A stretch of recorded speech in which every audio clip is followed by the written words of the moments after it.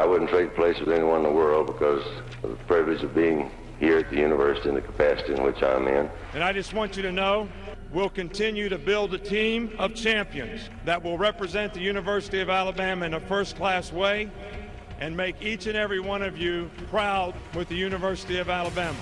There are no jerseys in a ring at Bryant-Denny Stadium. No numbers that cannot be had. Namath again faking, quickly finds his target. Now cuts in. He's at the 40-yard line. He's at the 30. Quick drop throws in the end zone. Each number represents an expectation, a challenge that only a championship tradition can issue. Pressure. Anders hits him. The ball is loose. Alabama, here comes the heat. Cornelius Bennett. Whoa, did he get lit up? It is an endless passing of the torch that urges the wearer to enrich its legacy. Brings pressure up the middle in a hurry. They can't get away from Dante. Alexander first down and more. Richardson breaks free on the sideline. Turns it corner. Can you say goodbye? Because at Alabama, tradition is not retired. It is built.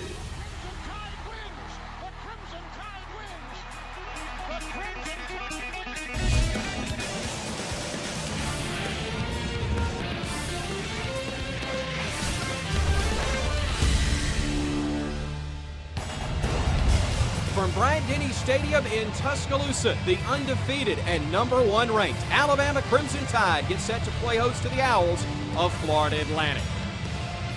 Welcome to Crimson Tide Pay-Per-View. Along with Tyler Watts, I'm Chris Stewart. The calendar officially today turns from summer to fall, but Tyler Watts, through the first month of the season, it's clear that this Alabama football team has already turned the page on 2011. And that was really the point of emphasis all season, was set your own identity, and this 2012 football team has done just that. 3-0 on the season, taking on a 1-2 Florida Atlantic team that lost 56-20 at Georgia a week ago.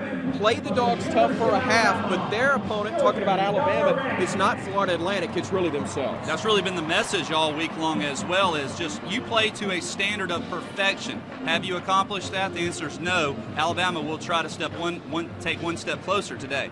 Alabama and Florida Atlantic, the SEC, facing the Sun Belt Conference, will have the kick when we come back here on Crimson Tide Pay-Per-View.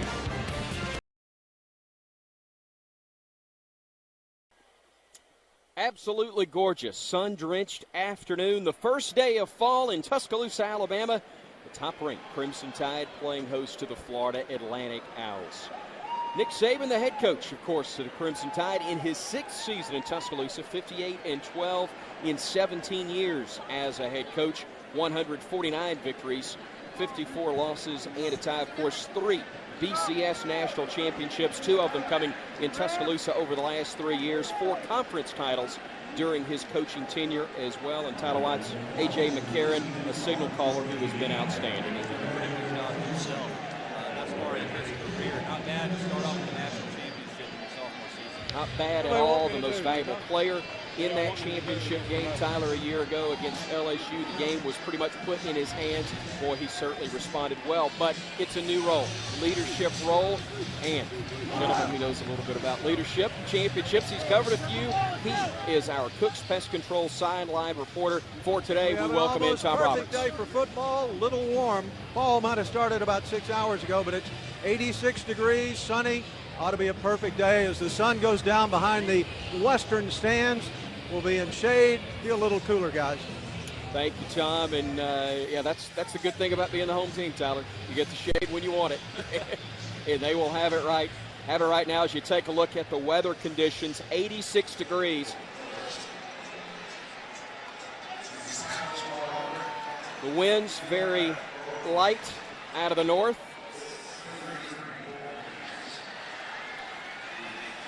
And Coach Nick Saban, as we said, 4 conference titles, but amazing, Tyler, no losing seasons in his coaching career. That's awfully impressive, especially considering some of the programs he is taking off. It shows his ability and talent as a head coach to really build a program with a winning tradition.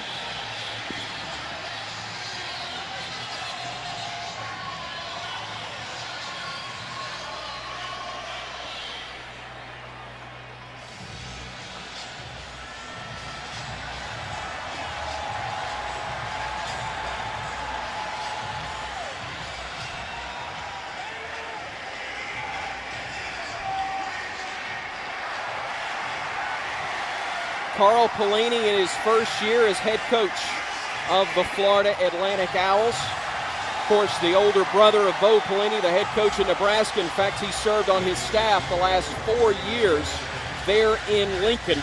They're trying to build his own program. This is one of the younger Division 1A programs. I'm sorry, I showed my age there going 1A. The football bowl subdivision, but in the Sun Belt, they've had some ups and downs, trying to build some consistency down in Boca Raton. And one thing that I've heard about Coach Pelini, he has a lot of passion that his older brother has as well.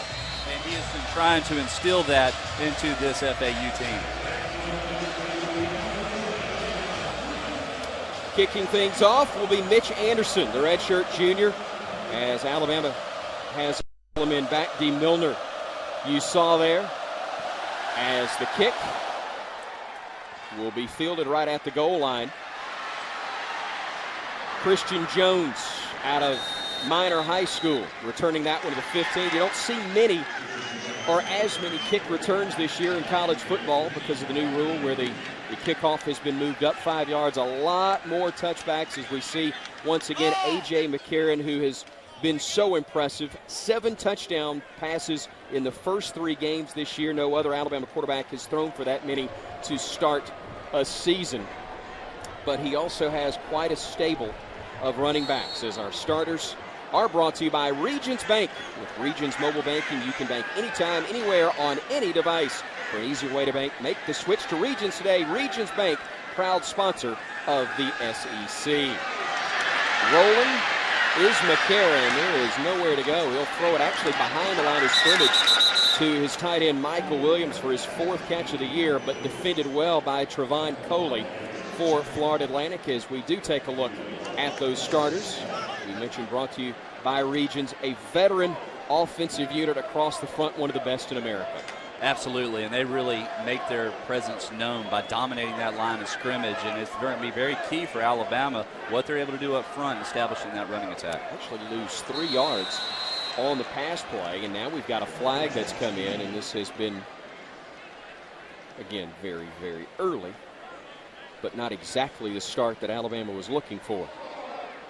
A loss of 3 yards on a pass play, and now a false start on your second snap. It looked like Cyrus Quanjo.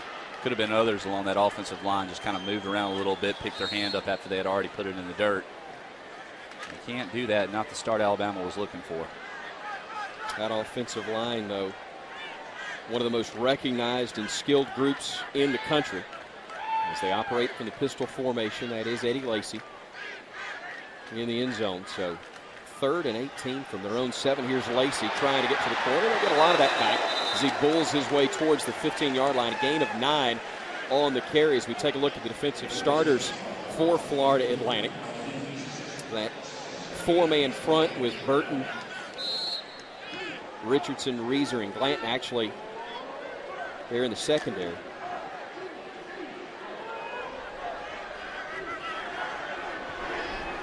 So now on 3rd and 11. Here's McCarron operating from the gun. In motion to the near side will be Kenny Bell, as he's got 4 wideouts available. With time to throw, there's Bell going back the other way. He's got a first down and more. This is going to be a foot race, and more often than not, Kenny Bell will win it, as he does there.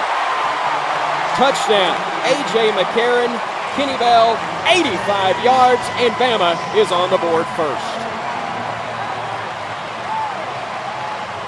Needed to break 1 tackle, and he made it look easy.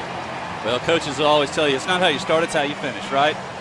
Let's scratch that first play or 2, and we'll just go on down to 3rd and long. Great job, though, by the offensive line, allowed enough protection in the man coverage. Jeremy Shelley, 17 of 17 on PAT tries this year from the snap of Carson Tinker, the hold of A.J. McCarron. First 2 parts are good. The kick, good as well. 1 out of 3 ain't bad. Bama may have hiccupped a bit on its first play, but came roaring out of the gates. 7-0, Crimson Tide with the early lead.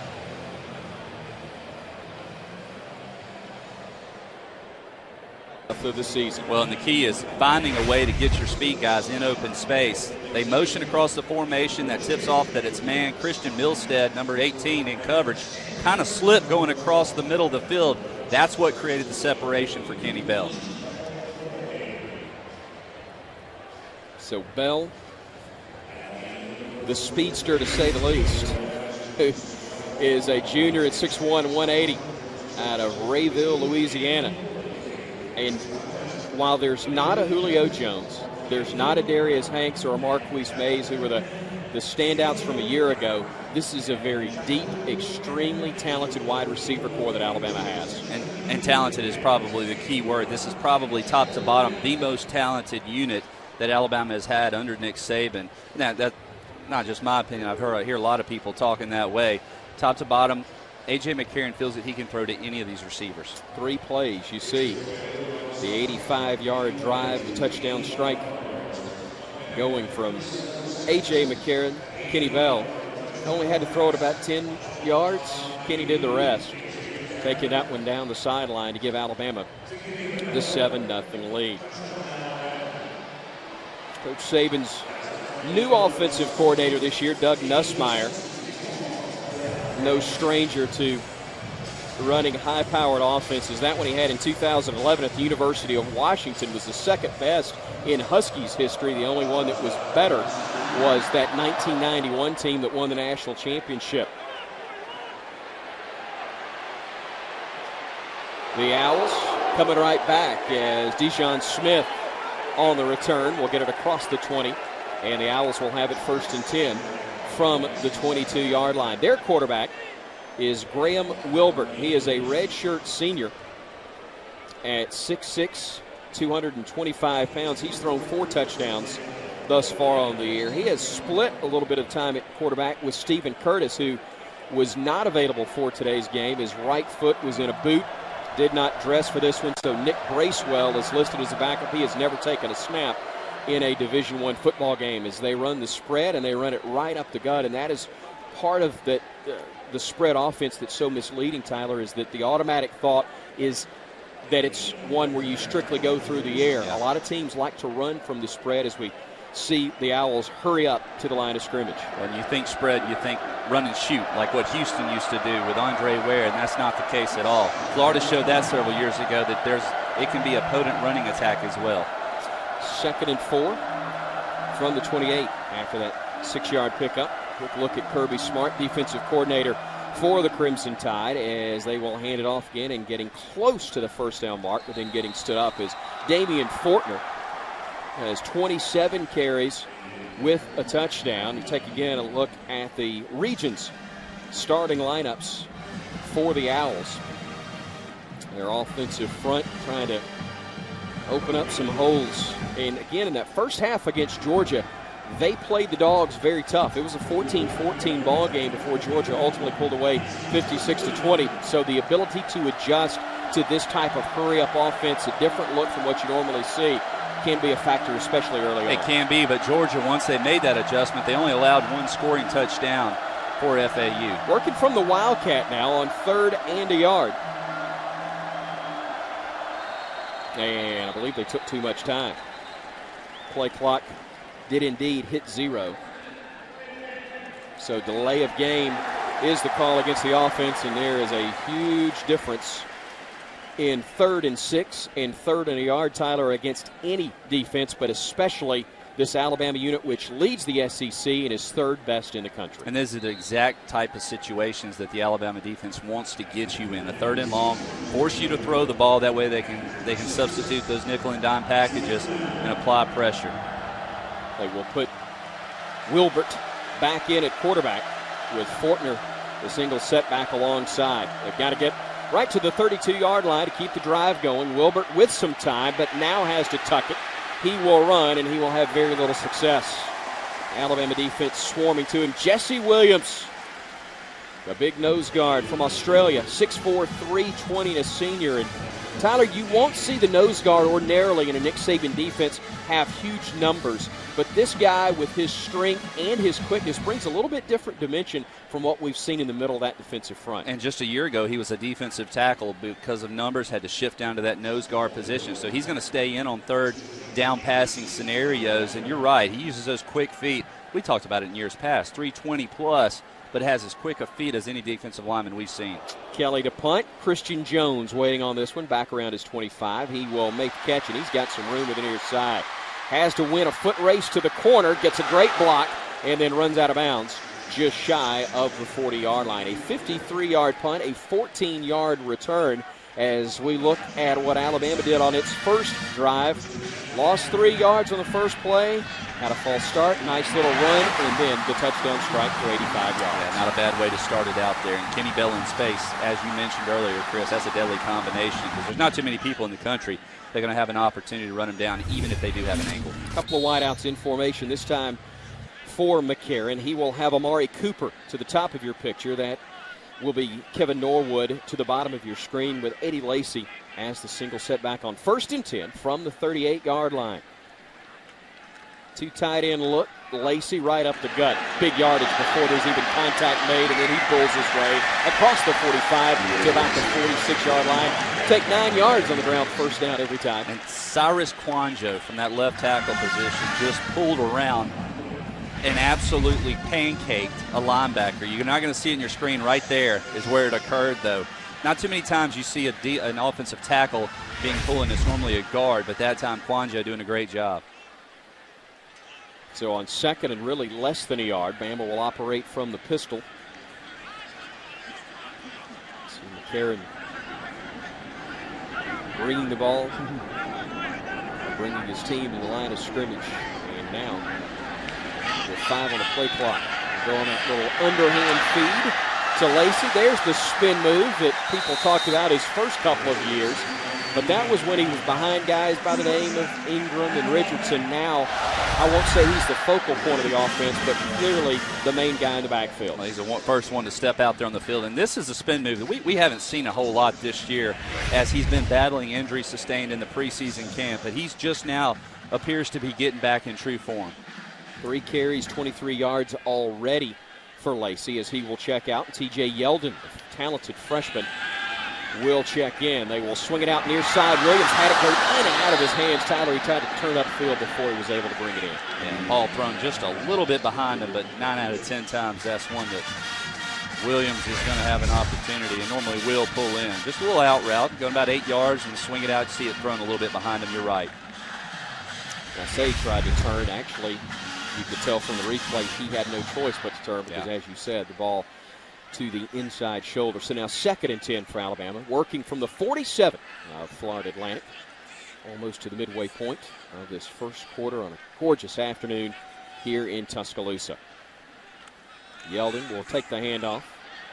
Nice little hesitation, and then a great job of pulling his way forward again. Tyler, he's 6-7 yards downfield before contact is made. That shows how well that offensive line for Alabama is performing to this point. Steen is the one that pulls this time. Doing a good job kicking a blocker out. So my defensive lineman, I've got 300 plus coming at me, and then I've got 220 coming at me from the running back position. Give me a break. 2 tight ends and an H-back in there with Lacy back in the game. Eddie will get the handoff. He'll get the first down and a little extra. Working his way inside the 35. He'll spot him at the 34. Another first down for Alabama after a 4-yard pickup. Didn't get much of a rest that time either. Eddie Lacy, normally when we rotate the running backs, it seems that we take them out, take Lacy out, or take Yeldon out for several plays while the other one goes in. That time Yeldon came in for only 1 play on the 3rd and short. So now Lacy back out and Yeldon in the game on 1st and 10. Also a new core of wide receivers. They go play action. McCarron with all day. Looking for Jones and bobbles it but cannot bring it in as that one falls incomplete. Hey, give a little credit to Florida Atlantic here. That was a really good coverage in the secondary. A little play action. They didn't bite on it, have man coverage. I'm going to do you a favor. Window. You ready? I'll take this one for you. Cravon LeBlanc in coverage.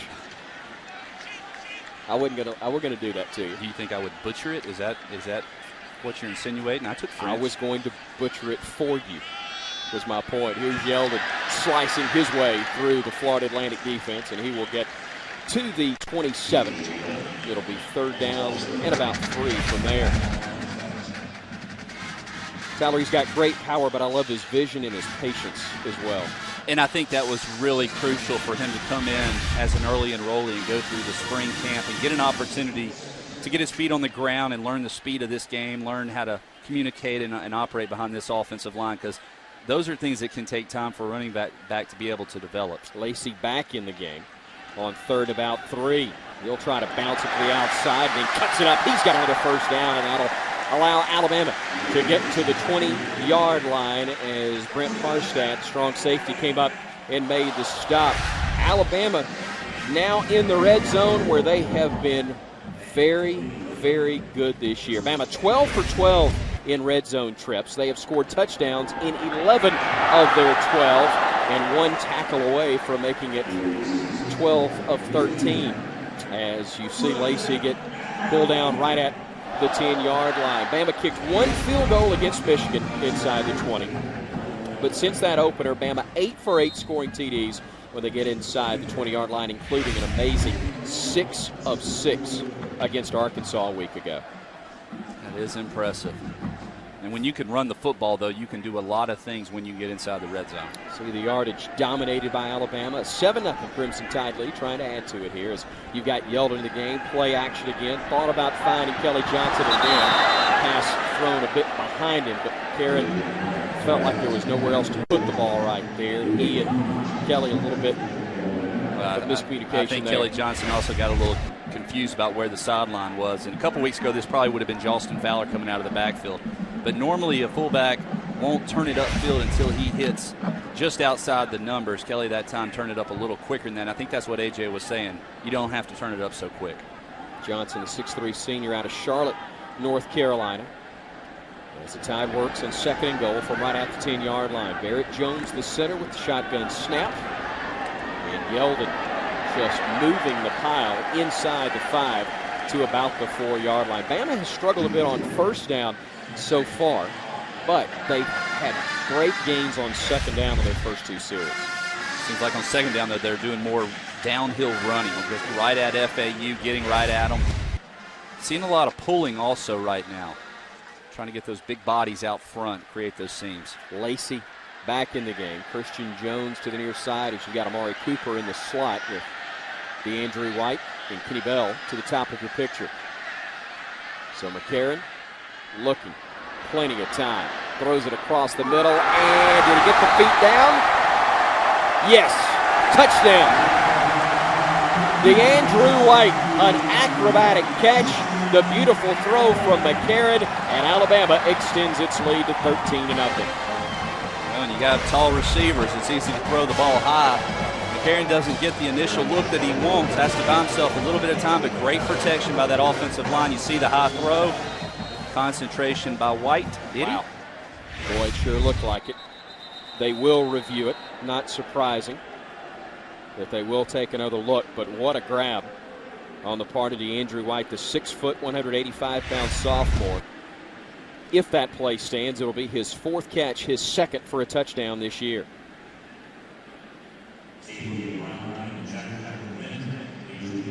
Now, Alabama's offensive line a little bit maligned after the loss, after the victory 35-0 over Western Kentucky, but gave up 6 sacks in that ball game, Tyler. And that's the first thought, the offensive line, but it can be a running back failing to pick up a tackler. It can also be the quarterback hanging on the ball too long, and McCarron just able to unload it before pressure got to him. And I think he learned his lesson. He was holding on to the football too long in that game versus Western Kentucky, but he has made a conscious effort even last week of getting rid of the football. They're going to get in film, and they're going to say, I think that angle right there kind of makes it indisputable, or not able to overturn it, rather. If he'd thrown it to Eddie Lacy, it would have just been a touchdown. We'd have been on to the kickoff. But the degree of difficulty wouldn't have been as impressive. Give any extra points on that, but that one will probably make a few highlight reels.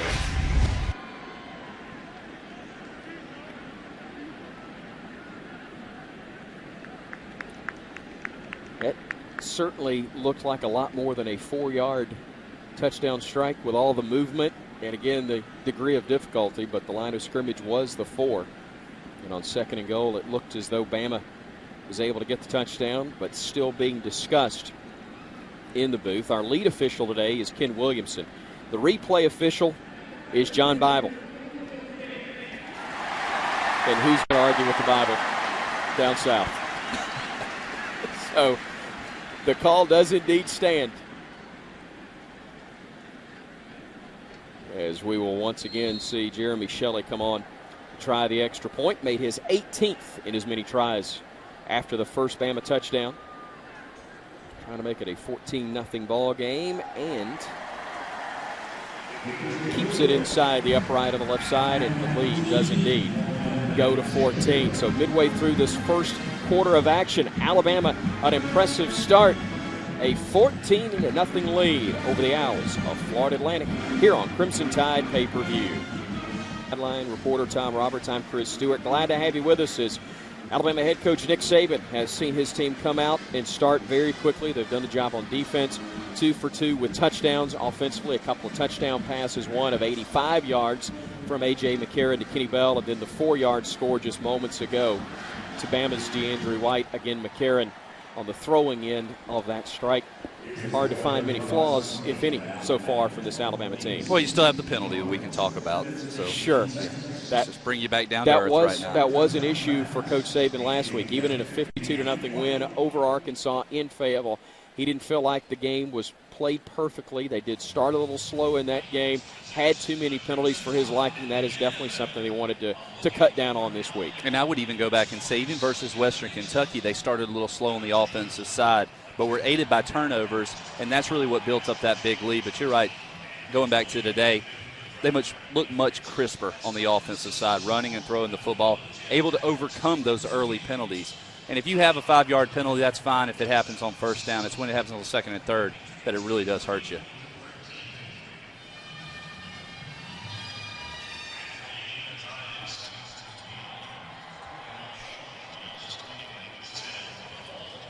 Set to kick things off for the Crimson Tide, Cade Foster. And boy, how good has he been this year for Alabama. 11 touchbacks on the season. Again, he's kind of been helped by those kickoffs being moved to the 35-yard line.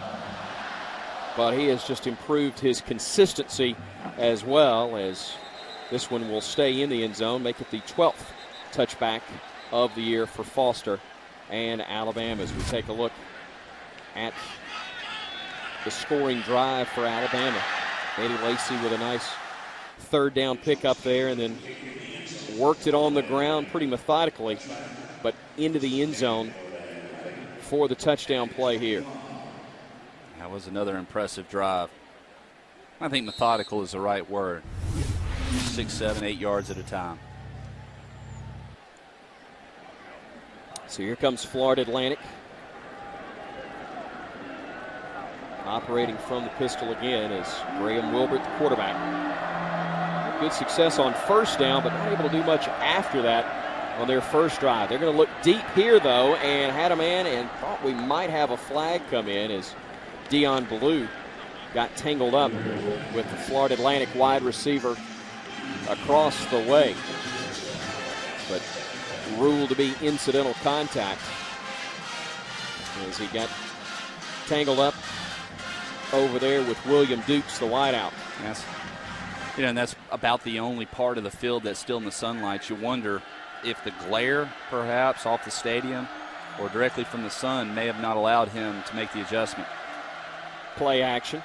Wilbert unloading this one, and Vinny Sinceri was the closest man to having a chance at bringing that one in. He had a pick a week ago as that pass was intended for Daniel McKinney, the 6-foot junior. But Kirby Smart's defense, as we talked about earlier, Tyler, one of the best in the country. Some amazing numbers there.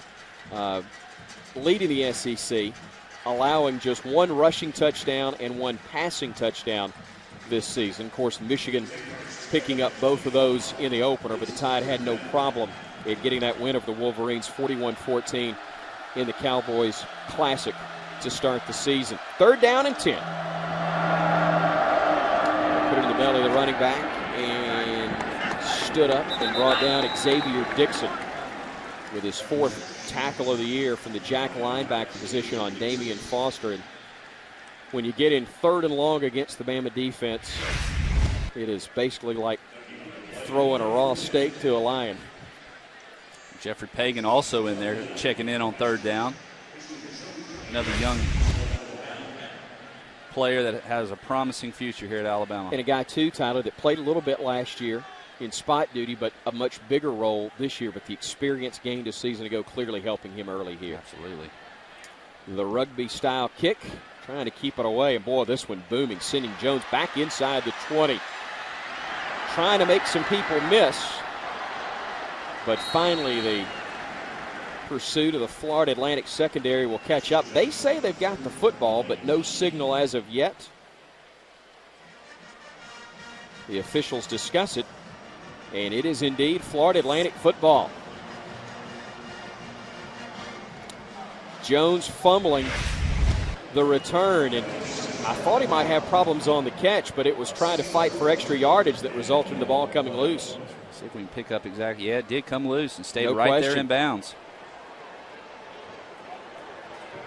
There were about 6 guys, it looked like, in white helmets around that football. So tough to tell exactly who got it, but I believe it was Tim Raber, who's actually the long snapper, that came up with a football. So a turnover by the Crimson Tide. That's just their 2nd fumble of the year. They'll go on the ground, and not a lot of room for Fortner there. But they do get positive yardage on 1st down, something that did not happen on any of their 3 plays from scrimmage on that last drive. But they'll go hurry up as they normally do, especially trying to keep Alabama from making its substitutions defensively and trying to keep that defense on its heels.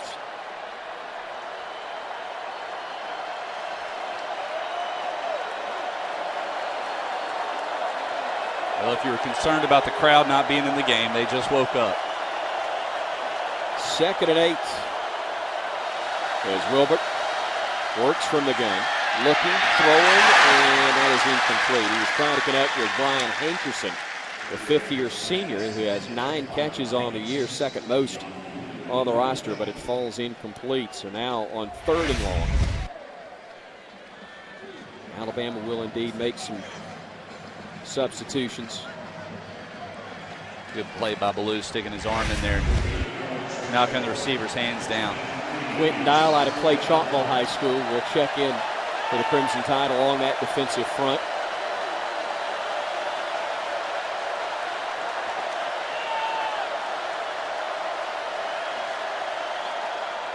Wilbert with pressure coming, knocked down back around the 32-yard line. Jeffrey Pagan there, along with C.J. Mosley. 1st sack of the game by Alabama's defense. That is something Alabama has done with great frequency this year. A lot of twist in there on the offensive line, and he spun off of his blocker and was able to get into the backfield and make the tackle. You don't think that was a big sack? That knocked FAU back about 10 yards. Vinny Zaccario trying to put the Owls on the board, but the kick is blocked. And the Owls are turned away. You don't think Tide fans know that it's been quite a while since a shutout was recorded in 3 consecutive games by Alabama's defense? They know their history, and the Tide, at least to this point, able to keep the Owls off the board. Alabama shutting out its last 2 opponents. First time since 1980 that Bama had posted back-to-back shutouts against Vandy and then Kentucky during that 1980 season. McCarron 3 for 6, a couple of scores, and 86 yards total passing thus far as he gives it to Yeldon. And he just sort of glides his way across that 35-yard line near the 36. Well, Tyler, in years past, you take a look and normally go, well, the left side maybe of Alabama's offensive front is the true strength, and there's no question Cyrus Quanjo and Chance Warmack are excellent on that left side. Warmack considered one of the best offensive linemen in America, but when you got Steen and Fluker to the right of Barrett Jones, that's not a bad option either. No, it's not. Fluker over 330 pounds himself. And Brian Vogler making that catch for another first down as they get into Florida Atlantic territory again. McCarron rolling the pocket with a lot of time to throw. Just getting back to it, though, Steen, talking about Anthony Steen, a guy that, remember, 2 years ago came in versus Auburn, didn't have the best game, and really made it a point to improve, and he did exactly that last year as well as the offseason, and he has become a staple in that offensive line. Kenny Bell, to the bottom of your picture, is you've got 3 wideouts available now for McCarron, and Yeldon still in the backfield with him. McCarron perhaps changing the play as he walks up to the line of scrimmage. 1st and 10, Alabama already up 14-0 over the Owls. Looking deep, looking for Bell. Threw it to the boundary, and Bell not quite able to come up with it as Keith Reeser, the corner, was there in coverage. At the one-on-one coverage, the look that he wanted, he tried to throw it to the back shoulder and allow Kenny Bell to adjust. He got both hands. Initially didn't think he was able to get both hands on the ball, but it appears he was.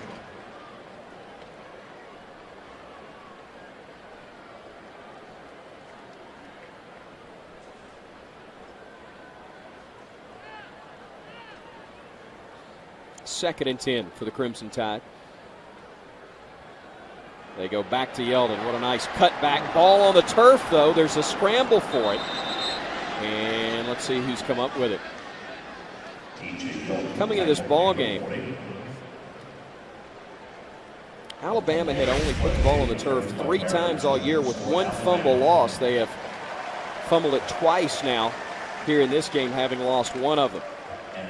Can't tell who poked that one away. It may have been Brent Harstad, strong safety, as he went flying by, but Bama fortunate to fall back on it. Tied 4 for 4 on 3rd down attempts thus far, with Lacey back in the game. Bell up top. That's Amari Cooper to the bottom of your picture. We get to the 38. Lacey finding that 1st down mark. Bama moving the chains again. He got it, but not by much. Defensive line for FAU doing a much better job of still making that offensive front for Alabama. Not near as much push as we've seen on prior plays. Alabama's offense really has done a great job of protecting the football, better than any team in the country over the last 5 years. In fact, in 57 games, the Tide has turned the ball over just 58 times for an average of just 1 turnover, just a hair over 1 turnover per game. 31 fumbles, 27 interceptions coming into today. McCarron with all day to throw, looking for his intended receiver, Cyrus Jones, but it falls incomplete as we check in with our Cooks Pest Control sideline reporter, Tom Roberts.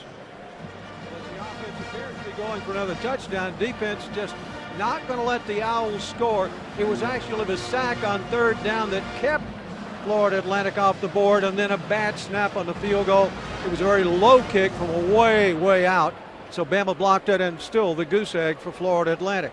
Exactly right, Tom. And Alabama now trying to turn things around and go from getting a blocked field goal try to putting points on the board. But the Owls, at least on the 2nd down play, doing a nice job as Trevon Coley, defensive lineman, able to make the stop. 3rd and long for Alabama. And that is the first time that we have said that, but it will likely be a 3rd down play that is the first snap of the 2nd quarter as Alabama continues to be an outstanding 1st quarter team. Alabama with a 14-0 advantage and looking to add more when we come back.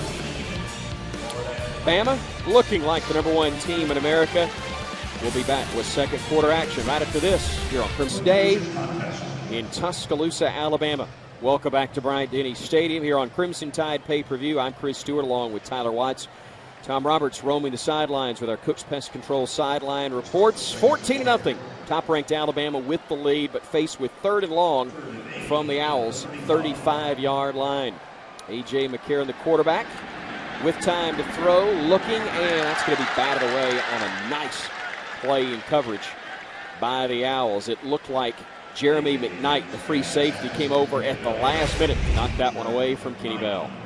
It's a nice route by Kenny Bell, but you're right. McKnight at the last second was able to close that gap. That'll bring on Cade Foster for a nice long field goal. Yeah, this is a 53-yard try. 52 officially, I believe. He has made 2 50-plus yard field goals this year, 2 for 4. This one, again, has plenty of leg. This one is up, and this one is absolutely perfect. 52-yard field goal from Cade Foster. He's had 5 attempts this year, all of them beyond 50 yards. He's hit the upright with 1. He has made marked improvement from a year ago and now gives Alabama a 17-0 lead. Yeah, what an impressive job by Cade Foster, working in the offseason after last year to get better at those long-range field goals, because that's his only opportunity, are the ones that are basically Hail Marys. I mean, this is not something that Jeremy Shelley is capable of doing, but you can see how much better he is striking that ball this year. Shelley, the guy that kicks field goals inside of 40 yards, Cade gets all the longer ones. I won't say the tougher ones, but the longer ones. And that time, able to drill it through. I'll tell you what, it's not just the accuracy, but you can tell the leg strength has improved dramatically as well. And that's not easy for a human to be able to do, kick that off the ground. 2 students were kicking it from 15 yards out in the break, and neither one of them made it. So that shows there is some true talent to being able to kick a football. Was that a message to Lane Bearden, your old teammate from high school and college? Perhaps. Lead the 5th right there. Tyler Watts here in the booth as Foster will kick off once again. And for the 13th time this season, he will kick it into the end zone for a touchback. So Alabama with a 17-0 lead, and Florida Atlantic with only 4 yards of total offense in the first quarter. To say it's been tough sledding would be an understatement. It surely would, and I think that's really because of the Alabama defense and how aggressive they've been. They've shut down that running attack. Secondary continues to play extremely good. Alabama led the nation in all 5 major defensive categories last season and is ranked among the top 10 nationally in total defense, scoring D, and rushing defense in each of the last 4 seasons. As you see the average per play, the math not working out at all for the Owls. But Alabama, a team that lost 7 starters from last year's unit, 6 of those now on NFL rosters, and yet guys that did play some key moments last year in reserve roles sliding in to starting spots in Bama with great numbers, great talent, developing great depth. And that was kind of key. Nobody thought that they would be as good this year because of the loss to the NFL. Different look, same result, as the direct snap that time for the Owls would go to Damian Fortner, and he had quite a few Owls on the limb to his left, but I'll get it out of the way. That play didn't work worth a hoot. And so now it's killing you, wasn't it? It was killing me. 3rd down and 6 upcoming as Kirby Smart's defense will try to get off the field quickly again, something they have done throughout this first half. FAU has not converted on 3 previous 3rd down situations. Dixon coming. Actually, it was Robert Lester who came in on the blitz, and he records the sack for the Crimson Tide D. Snuck up at the last second. Wilbert had no idea he was to his backside on the pressure. And honestly, how he's able to hold on to that ball was a pretty amazing job, because Lester was definitely trying to strip it away from him. 2nd sack of the game, 10th of the season for the Alabama defense. As Sean Kelly will come on to punt. Christian Jones, who fumbled the last return, Stands back now inside his 35-yard line. Kelly's averaged about 49 yards on his first 2 kicks. Jones will have this one at the 30. Trying to get to the outside where he's got a wall of blockers and now just has one man to beat. But a nice job on the part of Kelly to get him to the turf. But a nice job on the part of Christian Jones as well, avenging the fumble. A 30-yard return after the 43-yard punt. Very impressive job by Christian Jones, being able to field it and hold on to the ball and knowing where his return was. He had a long way to go to get to the wall, but watch him right here. He cuts it up, buys himself a little time, but he knows where he eventually needs to get to and make sure he gets out there to the outside. Now, let me ask you this. Is he excited about getting over to the sideline? He doesn't get yelled at because he held onto the ball, but he got tackled by a kicker. But he goes, look, if Tyler Hayes gets the guy on the ground, I'm walking to the end zone. He will be probably in all likelihood pointing that finger in someone else's direction. But Alabama, again, with a 17-0 lead, a timeout called by the Owls, and Bama will have possession inside FAU territory.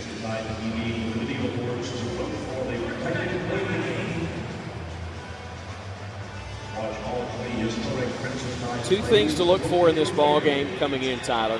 Can Alabama make it 3 straight games with a shutout? These are things the fans are always talking about in the media as well. But the thing we also look for, this is what the coaches are looking for. Is this team going to get better from where they were in Fayetteville a week ago? Yeah, and they're looking for that mental aspect of it. Are they mentally sharp and focused, and are they taking this game serious and taking their job serious? And to this point, I think that you get A+ all the way across the board. An opportunity here in the first half with a 17-0 lead to go ahead and try and make this a 4-score game. If Bama can put a touchdown on the board, they've got Yeldon as the single setback. Your wideouts now for Alabama. Nathan McAllister to the bottom of your picture, seeing action for the first time in the contest as they'll drag across the middle with running room Amari Cooper, and he gets inside the 20-yard line. Cooper coming into the game with 5 catches and a touchdown, one of those very talented young receivers, just a freshman at 6'1", 200 pounds. Just a crossing pattern once again, and you can see FAU's in zone coverage, but they don't transition quite quick enough. Bama with a hurry up, and Yeldon trying to bull his way forward. He'll pick up about 5 yards. So the Tide back in the red zone. They are 2 for 2 on touchdowns, and as we mentioned coming into the ball game, Alabama's red zone production unbelievable. The Tide now 13 of 14 touchdowns, 14 of 14 overall. And they have the ball inside the 20. 2nd and 5, operating from the 12.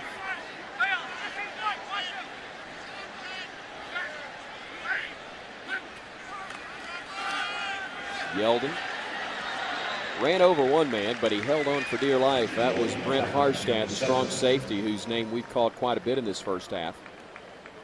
Didn't get completely trucked on that play, but certainly will feel that one tomorrow. Well, contact's made at the 10-yard line. Ball spotted at the 6. So even after contact, he's able to pick up a good 3.5 yards. Brian Vogler and Kelly Johnson checking in, joining Michael Williams.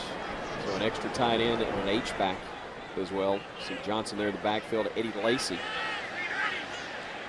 there as well. It'll be Lacy who gets the call. And that play got snuffed out right from the start. That was good job defensively by Martin Wright. He was the end who came crashing in, 6'4", 250. Kind of busted things up from the beginning.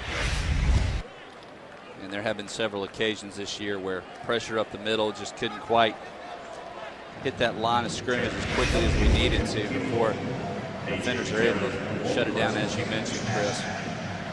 So Alabama forced to try a field goal here, and it will be Jeremy Shelley, who's made his only attempt on the season. It was a 22-yarder. This one roughly the same distance, actually 26 yards on that try. It is good, and Alabama pushes its lead to 20-0. 10:31 to go here in the first quarter from Tuscaloosa. Tide rolling over Florida Atlantic. For Florida Atlantic, a couple of touchdowns and a couple of field goals, one from Cade Foster that went 52 yards. We just saw the 26-yarder from Jeremy Shelley. And Nick Saban's Crimson Tide, while they have been forced to settle for field goals the last two drives, have at least come away with points, Todd. Right, and that was key. Offensive has looked relatively good to this point, being able to spread the ball around, especially in the passing game. They're throwing the ball just on those little short crossing routes, but having a lot of success doing it. So once again, Travis Jones deep, waiting on a kick from Cade Foster, who's able to return the first one, but the last two have carried into the end zone as Foster again drills this one. And it will carry 7-8 yards into the end zone for another touchback. Question for Carl Pelini and now his offensive coordinator Brian Wright. Do we go ahead and grab the kitchen sink to throw at the Alabama defense, because they have tried everything else? You see the scoring drive for Alabama and the numbers for Alabama and what they have done scoring-wise, their quick starts and the success they have had, showing no signs of let up here in the first half. Still Wilbert at quarterback. That is one way to combat speed, Tyler. Try running it right at that speed. The problem is Bama's got a lot of strength to go with its speed. But you know what? On their first possession, they ran the ball on first down and picked up 5 or 6 yards. They've had their best luck at this point running the ball on first down, getting ahead of the chains, because if you try to throw it and throw it incomplete, 2nd and long, 3rd and long, you have no shot. Jonathan Wallace running back behind Wilbert, operating from the pistol. Now, as I say that, they make a move and get Travis Jones there behind him. The give. And they'll get across the 30 to about the 31. It'll be 3rd down and 4. And this is already progress for Florida Atlantic. Their last two drives went -6 and -2 yards. So they have operated on the correct side of the chains anyway on this drive, but 3rd and 4. Then they've got to get to their own 35 to keep this one alive. 0 for 4 on 3rd downs thus far. And they're going to have to hurry now as the play clock is down to just 3 seconds. 2, 1, and I believe they did get the timeout just in time. That is not what Carl Pelini was hoping to see. Confusion as the Owls are trying to get lined up. Alabama has been so dominant as of late. It's not just the number of victories we've seen for the Tide, but 107 unanswered points since Michigan last scored at Cowboys Stadium in week number 1. But you go back to and the first quarter is where Alabama has really delivered the punch to the opposition. I think you have to go back 18 games to find the last time Alabama trailed beyond the first quarter of a football game in regulation. Of course, the Tide lost here to LSU a season ago, but they never trailed in regulation in that game. So 18 consecutive games if this lead were to hold up, in which Bama's taken a lead after the first quarter and has never looked back. And I can't quit thinking, who was that? Was that LSU the prior year? Actually, I believe was Tennessee that led 3-0 after the first quarter of a game 2 years ago. New interception there, Robert Lester, who Nick Saban talked about this week, has done a great job putting himself in position, but his interception numbers are nowhere near to what they were his sophomore season. But that doesn't mean that what he is doing has dropped off any at all. And I guarantee you, football teams wanted, when they're breaking down film with their quarterbacks, they're saying, you better watch number 37 and know where he is. Keep an eye on him, because after that sophomore campaign that he had with, 8 or 9 interceptions that year, led the conference, he set the bar pretty high. He did indeed. And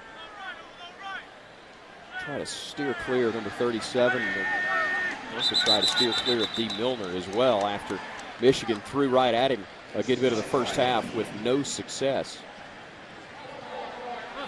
Florida Atlantic, which has struggled against Alabama, now aiding the Crimson Tide efforts. They've had to burn a timeout to avoid a delay of game, and now a false start there. And 2 penalties, 10 yards.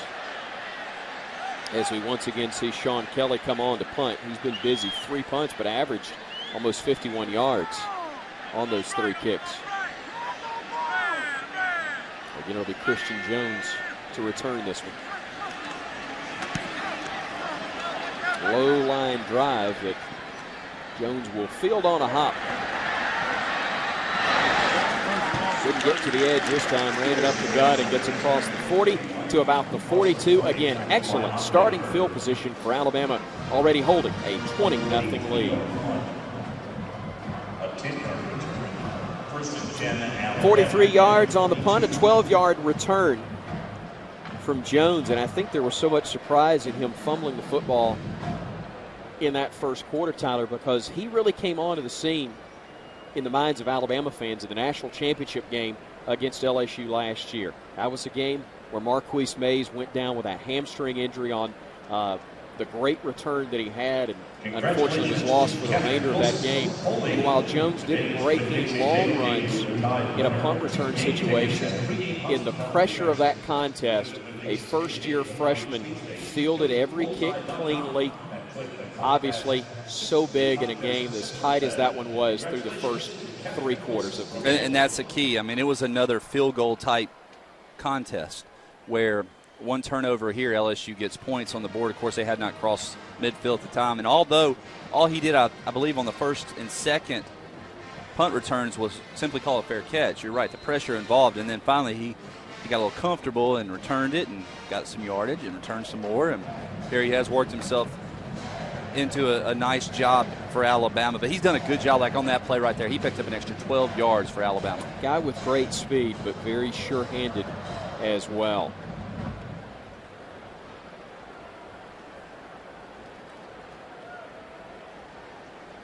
$20-0. Alabama with a lead over Florida Atlantic. 8:47 your time left here in the second quarter of play. Chris Stewart along with Tyler Watts and Tom Roberts. Our Cook's Pest Control sideline reported out on the field. Eddie Lacy to set back alongside A.J. McCarron. And it will be Lacy who gets the call. And again, he is 7 yards downfield, Tyler, before contact is even made. It's just a tremendous job by that offensive line. And you can see you continue to pound the ball the way Alabama has. Eventually those safeties are going to come up, and Lacy or Yeldon or one of those guys are going to be able to bust a long one. So 2nd and 3 is, see Williams, big tight end to the bottom of your picture, but he's also got a little company there in Brian Vogler. Lacy, not surprisingly, running to that side, and the great spin move. Sheds one tackler and gets tripped up as he picks up another first down inside the 40-yard line of the Owls. A 16-yard pickup, and again, Florida Atlantic tackler thought he had him, and he spins right out of it. It's fun to watch him because you'd have seen that in the 60s and 70s, but it worked back then. Why doesn't it work now? It's just you don't see too many people able to do it.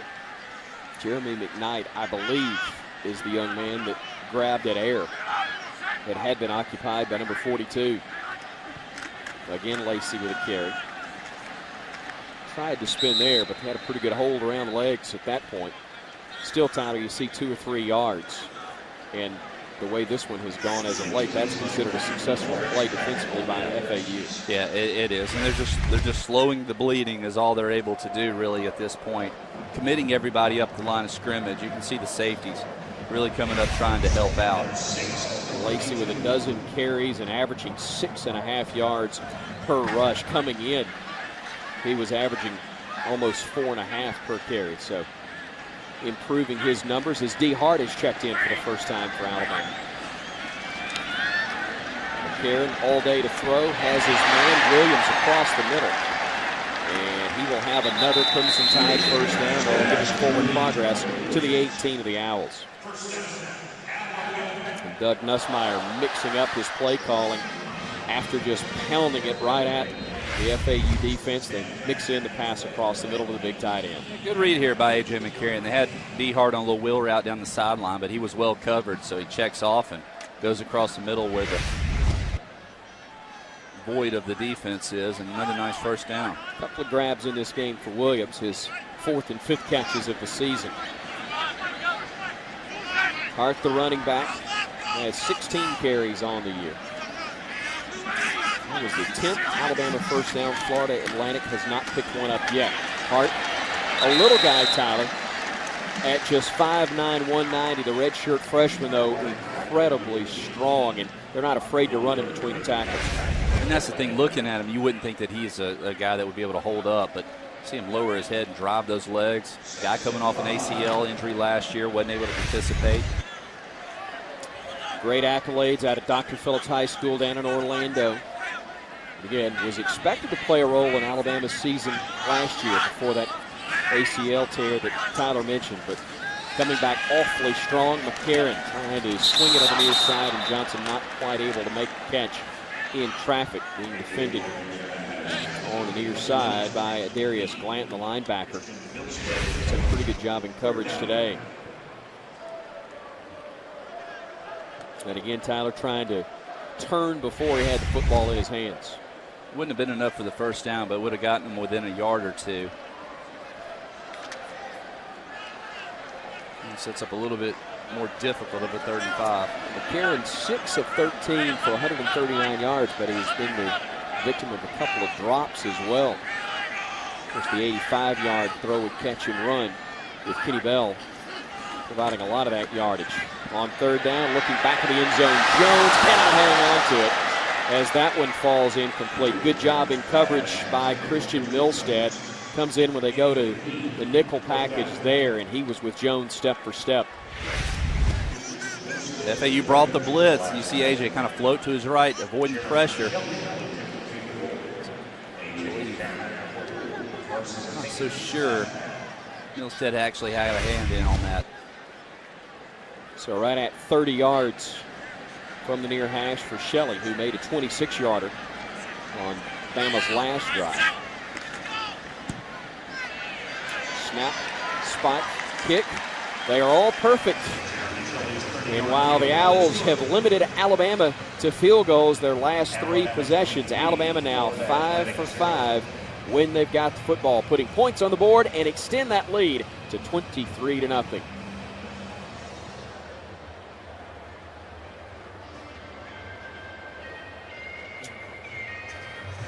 Tyler, if they can find a way to move the football at all, and again, FAU does not have a first down in this game thus far, something they can build on going to the locker room is that the defense has stiffened a bit, and after giving up touchdowns in the first 2 series to Alabama, they've at least held the Tide to field goals on those last 3 series. 3 consecutive opportunities that they've gotten inside the red zone, and they have held strong, held firm. And that's something, I guess you could hang your hat on, but on the other side, Alabama's got to be a little frustrated with themselves. Not necessarily from the standpoint of we're stinking it up, just we've had some opportunities and we missed them. Well, you hear the word finish used all the time by Nick Saban and his coaching staff, and that's something they preach on every play to finish it. Obviously, drives finish seasons strong as well, but it does start with finishing plays and finishing drives, and that's a case where he wants them to go ahead. Little things, a dropped pass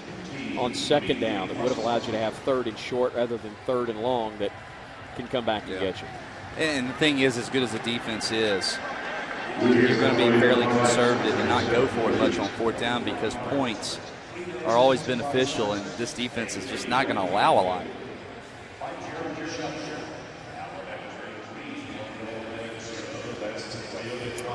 Eddie Lacy and TJ Yeldon have been a pretty good duo this season for the Crimson Tide, and in this ball game, they have helped Bama to a 23-0 lead. We talked about Alabama going for its third consecutive shutout for the first time since the 1966 season, but another streak they'd like to keep going is their number of games in which they have rushed for a touchdown. 21 of the last 22 has found Bama in the end zone on the ground, going back to the last 6 games of 2010. But Bama's 2 scores today, 2 touchdowns today, have come through the air against Carl Pelini's FAU Owls. Sticking with Graham Wilbert again, the guy that they have been using as their backup and using kind of a change of pace guy, Stephen Curtis, in warm-ups, not dressed, had a boot on that right foot, a protective boot, and Nick Bracewell, who has not taken a snap in a Division I game, listed as the backup. So right now it's going to be Wilbert, the 50-year senior, for the Owls, as breaking one tackle and then working his way into some open space is Damian Fortner. Clinton Dix finally able to make the stop, but not until he picks up about 4 yards, maybe 5, getting to the 30. Give him 5, and you talk about patience right there. It looked like he was going to get stopped for no gain. Instead, he squeaks away.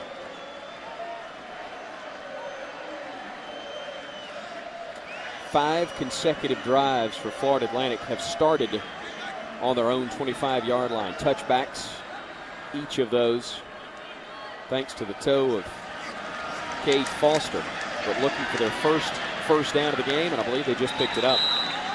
They get across the 35 to the 36, and for the first time today, the Owls will indeed move the chains. It comes with 4:36 to go in the second quarter, and Bama already on top, 23-0.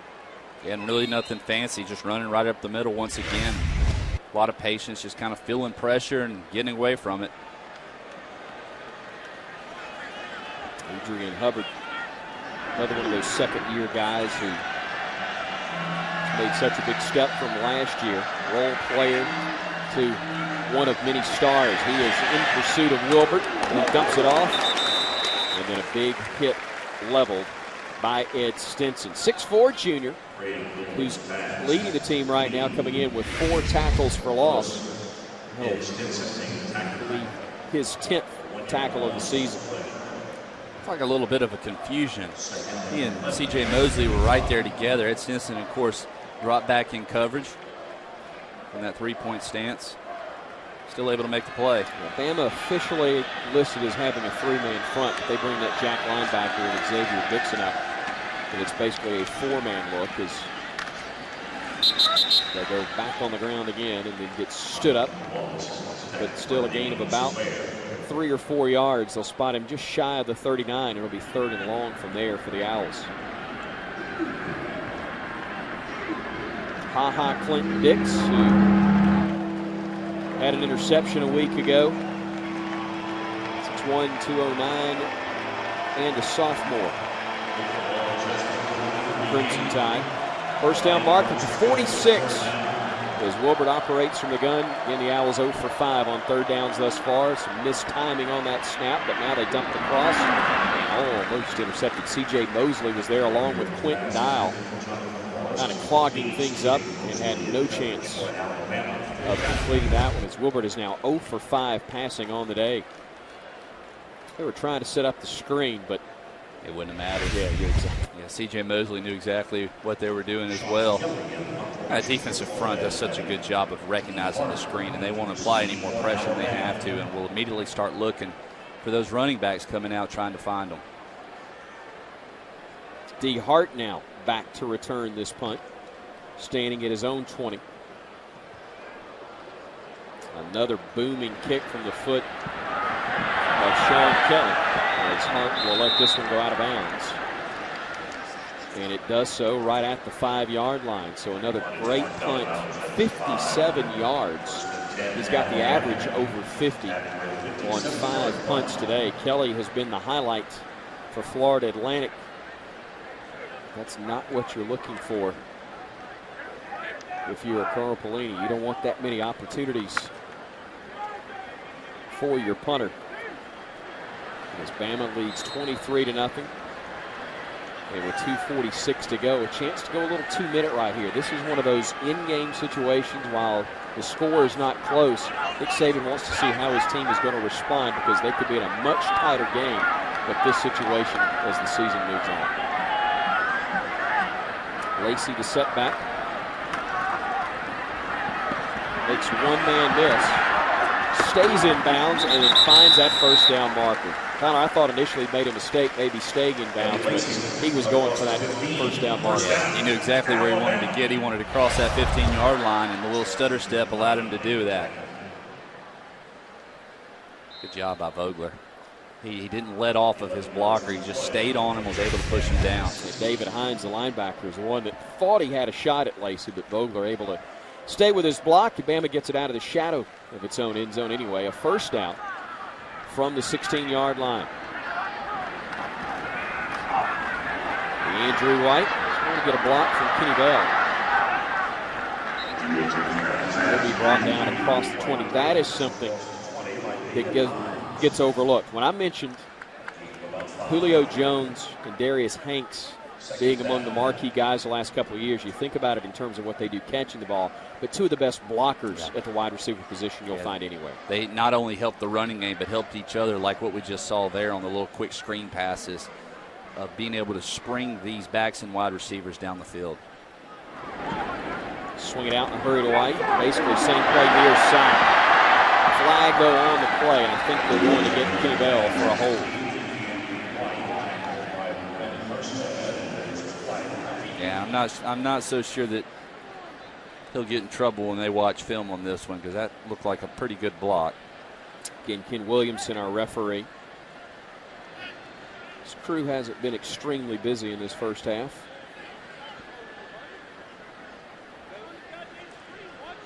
Holding offense, number 7, 10-yard penalty. Just the fourth combined penalty between the two teams. Second on Alabama for 15 yards.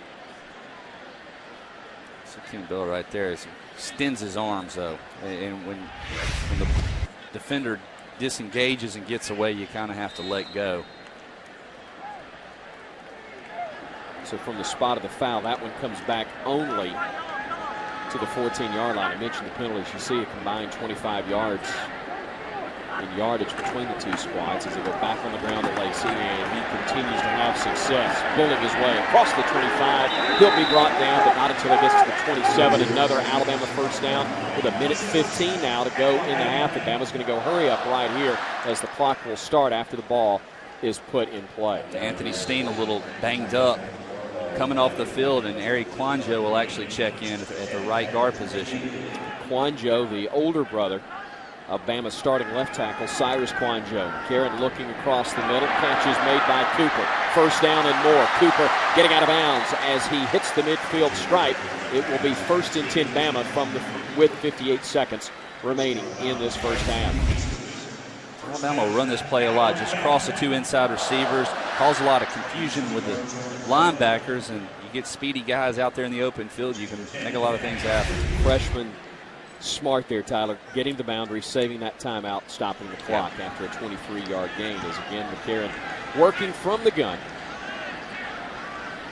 Cooper and Jones to the bottom of your picture as he'll look right this time, though. Throw it across the middle. That is Bell on the slant. He'll say it is an incomplete pass. Of course, we've got a full slate for you on our Red Diamond halftime show. We'll have a recap of the first half. Also, Alabama men's basketball coach Anthony Grant scheduled to join us, along with Patrick Murphy, the head coach of Alabama's reigning national champions in softball. University winning 4 national titles during the 2011-2012 academic year. And we look forward to talking to Murph, whose team will receive their national championship rings at the beginning of halftime. That's our Red Diamond halftime show coming up here on Crimson Tide pay-per-view. 2nd and 10 as they go on the near side. Cooper again across the 40 and down, out of bounds, and a late hit will tack on additional yardage as the late hit came there from the safety, Damian Parnes. 26-yard gain, tack on the additional penalty yardage as well.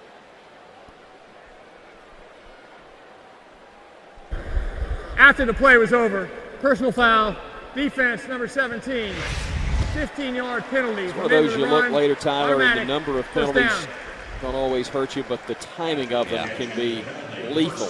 And that's a big penalty in that situation, although it's not really that big a hit from Harms. No, it really wasn't. Amari Cooper was really kind of falling over, lost his balance. I think it looked worse than it was. If this were basketball, we might have called that a charge. I think he held his position pretty well. So 1st and 10, Bama inside the 20 again. They've been forced to settle for field goals their last 3 drives, trying to change that trend here as the Andrew White will get slung out of bounds on the play, with the clock stopping at the 39-second mark. And I want to just give the Alabama sideline, I guess, a real good job here. Eric Kwanjo coming in a 2-minute situation. Anthony Steen goes down. And the Alabama offense doesn't have to call timeout. They don't have to huddle up. Immediately runs out there because he's paying attention from the sideline and ready to do what, coach calls his name. He's ready to run out on the field and get in the groove of thing, and they march the field. Yeah, I was going to say, did not miss a step whatsoever. When he had to come in, the ball was back inside the Bama 30, and now they have driven inside the 20-yard line of the Florida Atlantic Owls. Couldn't write a better script in terms of the weather today in Tuscaloosa. Absolutely gorgeous. The scoreboard has looked very pleasing for the Crimson Tide faithful as well. 23-0, scoring touchdowns on their first 2 possessions and getting field goals on their next 3. This one, the 6th drive of the half for the Alabama offense. And with Eddie Lacy in the game, you see his 14 carries already at the century mark. He has been a big reason why the Tide has been so dominant in these first 2 quarters of play. 2nd down at about 5. Bama using a timeout. They'll have 2 left at their disposal as McCarron works from the gun. A.J. looking. Far corner. Jump ball and batted away. Trying to connect with the Andrew White. Originally, Tyler, I think he wanted to go to Lacy out of the backfield, but he was well covered on the play. Yeah, he also had a little pressure, so he had to get rid of the football. Throws the jump ball up here, and the crowd wanted to pass interference. He never looked around, but Keith Reeser in coverage for Florida Atlantic. Never turned his head, but call it. And the Owls lost at Georgia 56-20 a week ago, but it was a 14-14 game in the first half, and I think 28-14 at the break. So Alabama having better success than the Dogs against a team that doesn't come in highly touted, but pretty spirited, as the catch is made in traffic by Cooper. But he is not going to pick up much there, and Bama's going to have to burn another timeout. They threw underneath, and again, the Owls did a nice job at coverage. He was fighting like crazy to get out of bounds, but was unable to do it. And now on 4th down, it's kind of decision time. This is where you bog down on the previous 3 drives. You take the points, or you try to prove a point. With 1 timeout left, this is one of those where I'm guessing if they don't pick it up, Coach will settle for 3 and use it to gnaw on some people at the half a little bit.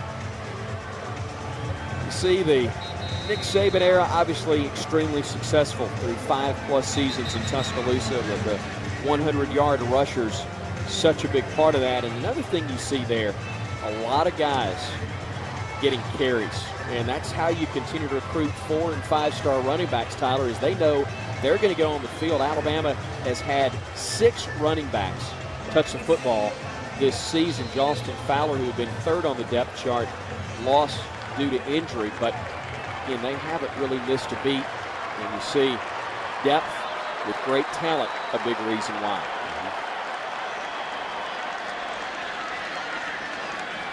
Alabama's not been able to convert on its last 4 third downs. Alabama just using its final timeout there. Excuse me, Florida Atlantic burning its final timeout right there. Winds around the country. Hardly anybody does it any better. You see the top winning percentage among active coaches with a 10-season minimum. Nick Saban, 17 seasons. And that graphic reflects 5 wins that the NCAA forced Alabama to vacate from his first season in Tuscaloosa. Actually, on the field, that percentage is even better. He has 149 wins to his credit, going for number 150 here today. And Bama obviously well on their way towards doing that with a 23-0 lead. But 4th down and a yard upcoming, and the Tide will indeed go for it.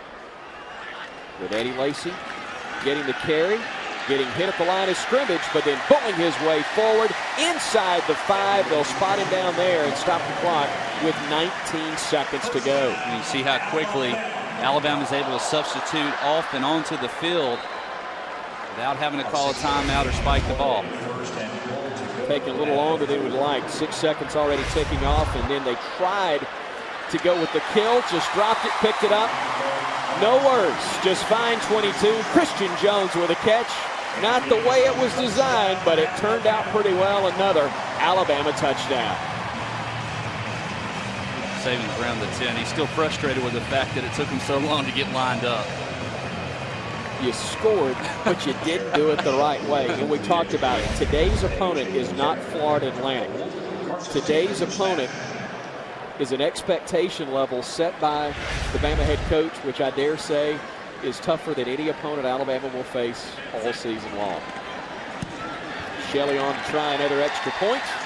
Boots this one through, and Alabama now with a 30-0 lead with just 8 seconds to go. That's quite the drive, Tyler, that started on their own 5-yard line and 2:46 remaining in the half. Very impressive, and then you couple that with the fact that they had an injury, had to substitute out of that. We're still able to move the ball down the field. Extremely impressive drive. A 4th-and-1 conversion as well. Alabama will head to the locker room, barring something extremely unforeseen, with a 30-0 lead. A.J. McCarron with 3 touchdown passes. His counterpart, Graham Wilbert, only 1 completed pass in the first half of play. I would imagine Mr. Wilbert would like to try things with Mr. McCarron's supporting cast. Probably feels as though, especially that offensive line, which we've talked about, has been so good.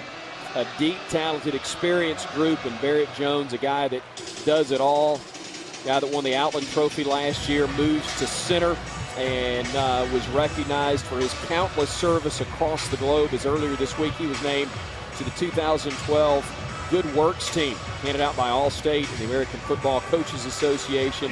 He was also named a candidate for the Lowe's Senior Class Award this week as well. A young man who's been a staple of service across the world. He's gone on 2 mission trips to Haiti, 1 to Nicaragua. Of course, a big part of Alabama's collective efforts to aid those who were affected by the tornado in Tuscaloosa. Visits sick children in the hospital. Just a unbelievable student athlete, great football player, and a major reason why the Tide has won 2 national championships in the last 3 seasons, and currently is undefeated and ranked number 1 in the country in 2012. As the first half will have 1 more tick on the clock. It would be quite surprised if Florida Atlantic opted to do anything other than go to the locker room with no more harm being done. That actually is just the 2nd return kickoff of the day for Florida Atlantic. Actually, the 1st of the afternoon. So 1 second left. And they will keep it on the ground. And they will have about as much success on the last snap of the half as they had on the others. What a first 2 quarters of football from Nick Saban's Alabama Crimson Tide, as Alabama goes to the locker room with a 30-0 lead over the Owls. Down on the field, our Cook's sideline reporter, Tom Roberts. Quick start, pretty good finish there. Well, you know, we kicked 3 field goals, so we didn't score touchdowns and finish drives. And you know, defensively, we're doing a pretty good job of adjusting to all their formations and personnel groups. So, you know, we just want to continue to play and finish the game and play it the right way. Thanks, Coach. Thank you, Tom. Thank you, Coach. Thank you to Cook's Pest Control, providing our sideline reports this afternoon. We head to the half, and the Red Diamond halftime. Yep, Tyler, during warm-ups, but he looks far from 100% as we are eyeing him. There you see McCarron. Now, again, I don't know exactly what happened, but he was hobbling a bit as he made his way over to that Alabama huddle. Alabama has a lot of experience, depth, at a lot of positions. Quarterback is not one of them. No, but there was a time when A.J. McCarron was an inexperienced quarterback as well and had to have the opportunity to get out on the field to get that experience. And depending on whether or not he's able to go here initially, more than likely we were going to see Phillip Ely anyhow. Phillip Ely, Blake Sims, both seeing action in two of Alabama's 3 games this year. As the kick by Foster is fielded at the 5-yard line. And again, our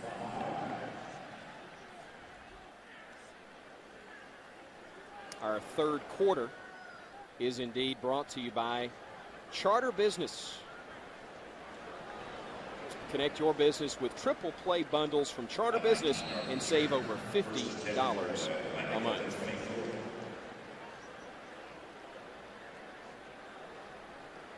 So Graham Wilbert, 1 of 6, -1 through the air. But again, it's not as if he has been awful. He has not had much time to throw. No, they hadn't had an opportunity to really throw the ball down the field.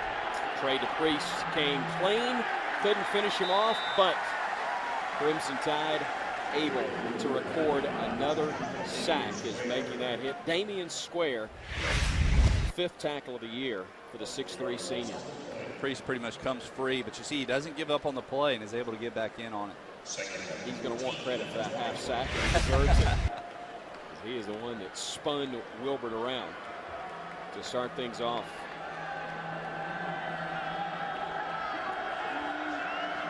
Another negative play on 1st down for the Owls. We'll go with the Wildcat look. Gain a couple of yards, but not much more. Robert Lester coming up from his safety spot. The initial hit. And again, the point of contact defensively for Alabama is at the line of scrimmage or behind it. With Florida Atlantic defensively, Tyler, it has come 4, 5, 8 yards downfield. That's been a difference so far. And then what you would expect and hope to see. So 3rd and about a dozen. Wilbert from the gun has a little time, but now is going to have to tuck it and run. Quentin Dial able to run him down, though, after a gain of about 4 yards. That will be well shy of the 1st down. So even after a 5-yard pickup, they've got 3rd and 9. The Owls will have to punt it away. A very busy man in the first half was Sean Kelly, who had 5 punts, averaging right at 50 yards per carry. The Hart, as he did a time or two in the first half, back to receive the punt.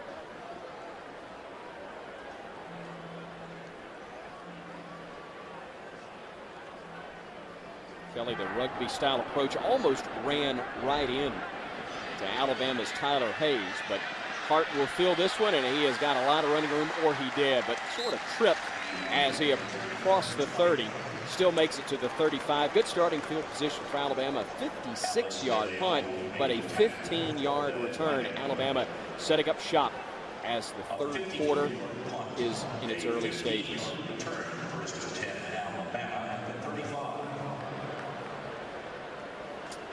So A.J. McCarron, Alabama quarterback, talking things over with Mike Groh, receivers coach. Guy who was here as a GA and then came back as a part of the staff in the last couple of years. Of course, his father, Al Groh, head coach at Virginia, had a feature on Tide TV not too long ago, and the Nick Saban show about Coach Groh, and he said, I've lived all over the place and following his dad's career, but he is certainly a big part of what happens for this Alabama coaching staff. You're watching Crimson Tide Pay-Per-View, a production of the Crimson Tide Sports Network and Learfield Sports.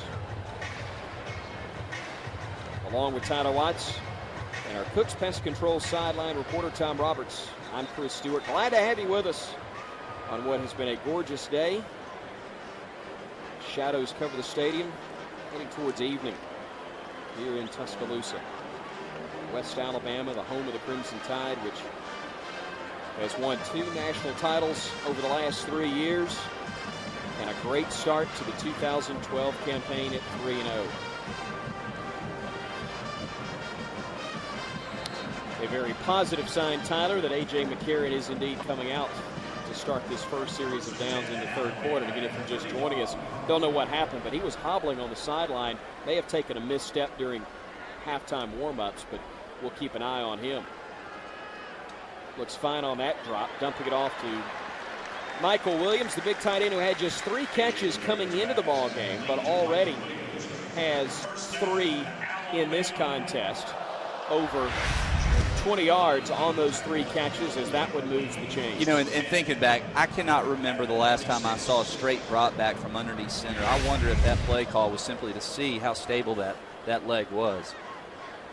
Now operating from the pistol with T.J. Yeldon as the setback, and he was looking for somebody to run into there. And he had to look a long while before he found somebody. But he did 18 yards later. Just a run off tackle. Great blocking once again downfield. Good job also by Cyrus Jones from the wide receiver, that slot position. 15 yards on the pickup.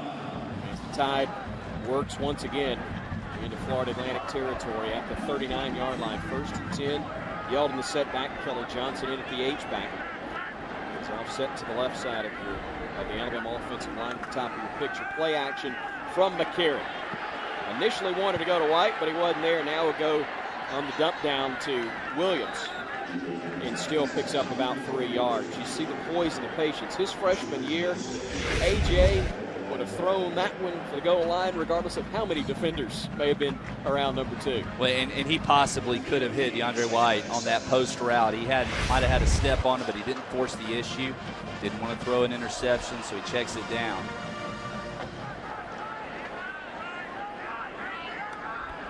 Kenny Bell in the slot with Amari Cooper to the bottom of your picture. Again, all day for McCarron.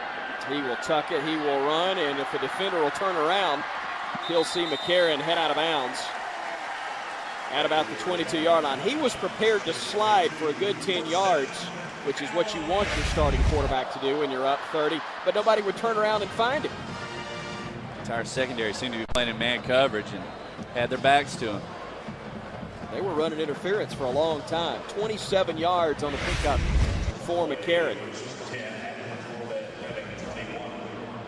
They'll go back under center with Yeldon, the lone setback behind him. 1st and 10, Bama, just outside the 21 of Florida Atlantic. What a great cut on the part of Yeldon. Most running backs would have been stopped for no gain, but he managed with one quick move, Tyler, to get 7-8 yards upfield before anybody touched him. You see the zone blocking up front. Vogler doing a good job on the backside. Cooper up there. Just kind of look around for a hole because it may or may not be in the same place in every play. Jones, the center, directing traffic. Again with Yeldon.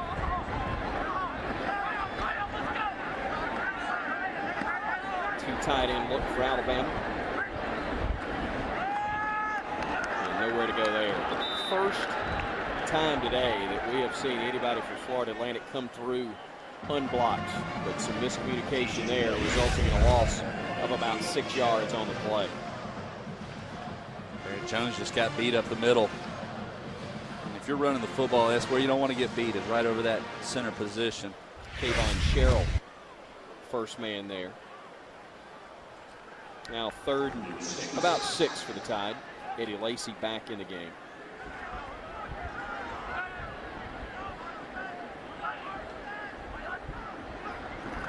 McCarron, with pressure coming, will be brought down.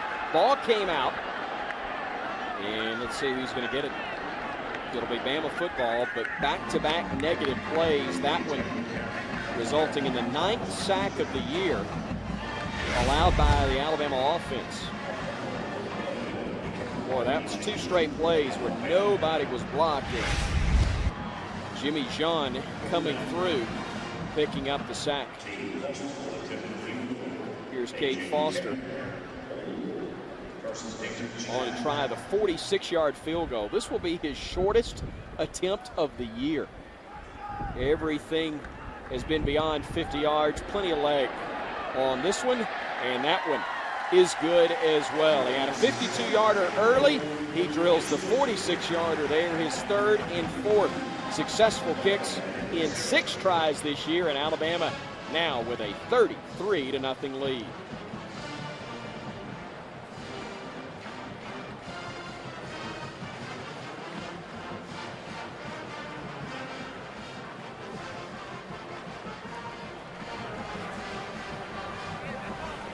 Seven or 8 times now Alabama's had the football. Tyler Watson, they have gotten points every time. Not always touchdowns, but they've managed to get points. Yeah, they have, and I think that was kind of the point of emphasis probably at the locker room is we got to find a way to finish these drives and get touchdowns.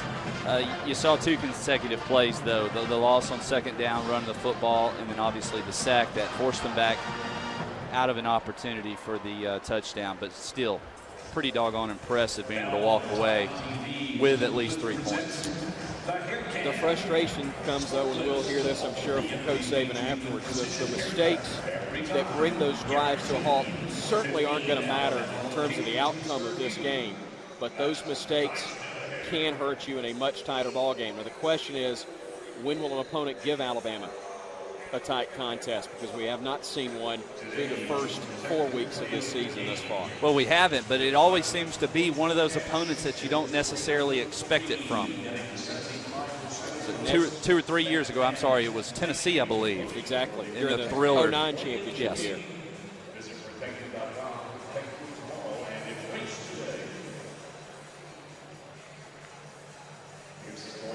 Philip Ely starting to loosen up, the redshirt freshman out of Plant High School down in Tampa, Florida.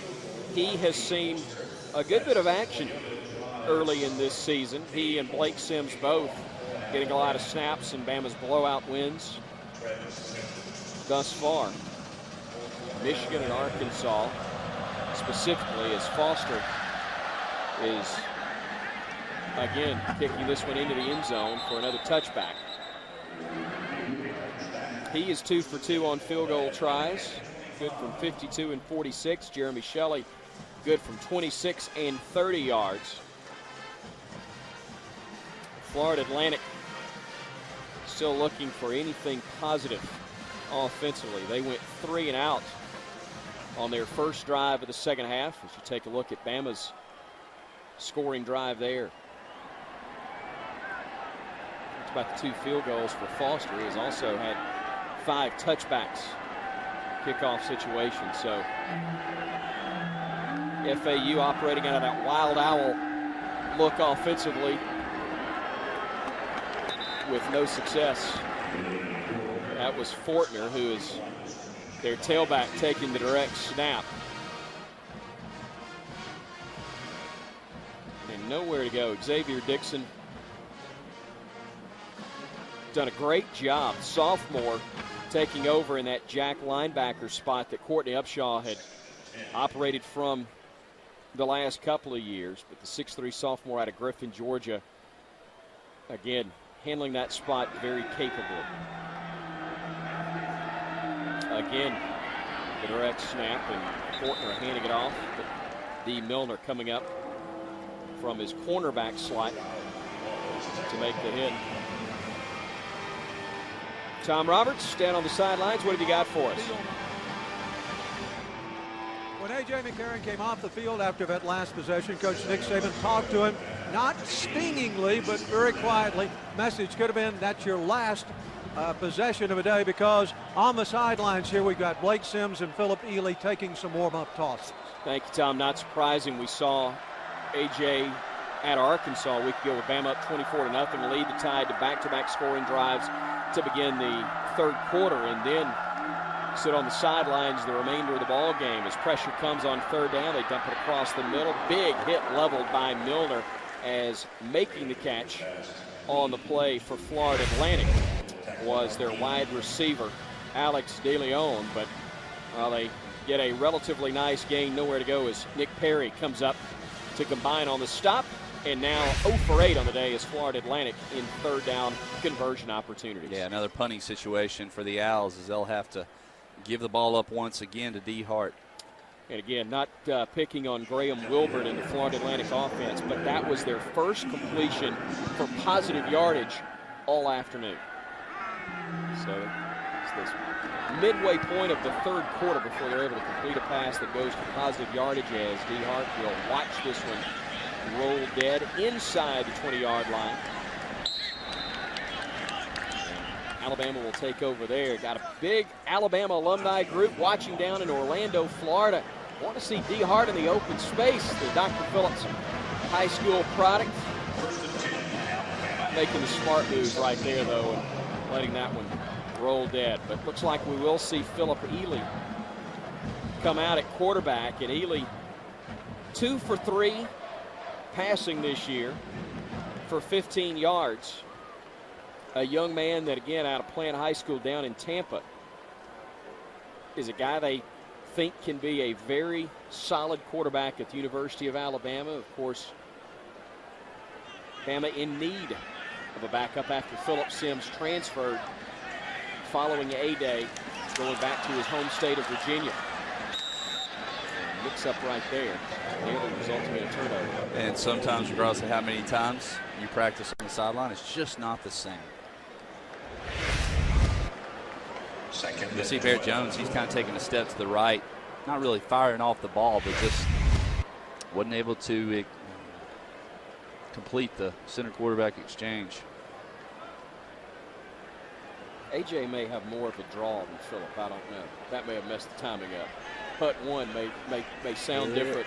It may sound a little different from Philip than it does coming from AJ. As Hart will get the carry, breaks one tackle, gets across the 20, breaks another tackle, gets to the 25 and spins to the 26.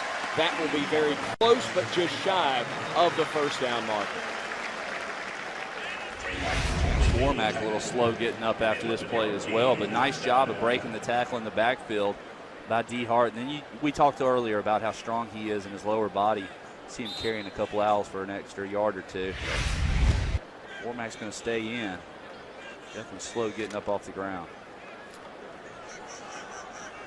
See Hart with a couple of carries thus far. Yeah, Warmack, a guy who very quietly has just gotten better and better and better, and now in his senior year considered maybe the best offensive lineman in the game at his position. And D. Hart spinning his way. He got the first down before anybody touched him.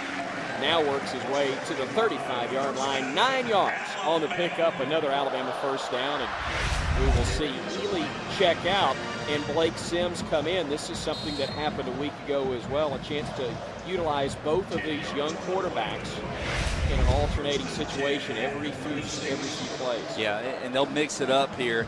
Blake Sims, being the athlete that he is, he'll run that wildcat formation.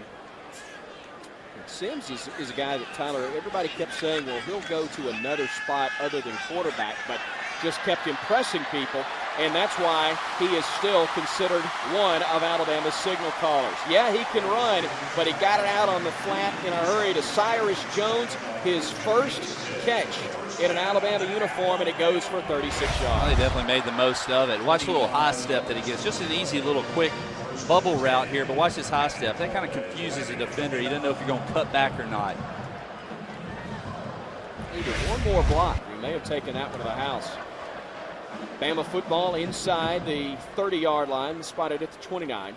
First string offensive line, but again, you've got guys at running back and quarterback that are second string guys, and now you'll have who was the fifth string running back to start camp, Kenyon Drake. By the way, that's a 4-star running back who was fifth string coming into the year. He has moved up since the injury to Jalston Fowler that ended his season, but Drake with 8 carries, 91 yards on the season already. A couple of them have gone for touchdowns. Number 17 in the game for the Crimson Tide on 2nd down and 7. Sims now trying to elude the rush, but he can't. He will be sacked on the play by Brent Harstad. Redshirt seniors had a pretty good game for the FAU defense. And the second sack of the day by the Florida Atlantic defenders. Saw the coaching staff getting on to him, telling him just get rid of the football, don't take that sack. Big loss on the play. All the way back to the 42-yard line. 16 yards lost on that play. Got to get to the 19 to keep the drive alive. Straight give, Drake. He gets spun around. Only a gain of a couple on that play as Kayvon Sherrill will get credit for the stop. And Alabama, for the first time today, will punt. Cody Mandel has been a lonely individual on that Alabama sideline, getting his name called for the first time. I think Crimson Tide would have scored on its first 8 possessions, but now with 2 minutes to go in the third quarter, having to punt for the first time today. A little pooch kick that will hit at the 5. The wedge checks up beautifully, and Nick Perry will down it at the 11-yard line. 5th kick that has been down inside the 20 this year by Cody Mandel. A very nice punt. Florida Atlantic will have possession the first time all day that their defense has been able to stop the Crimson Tide.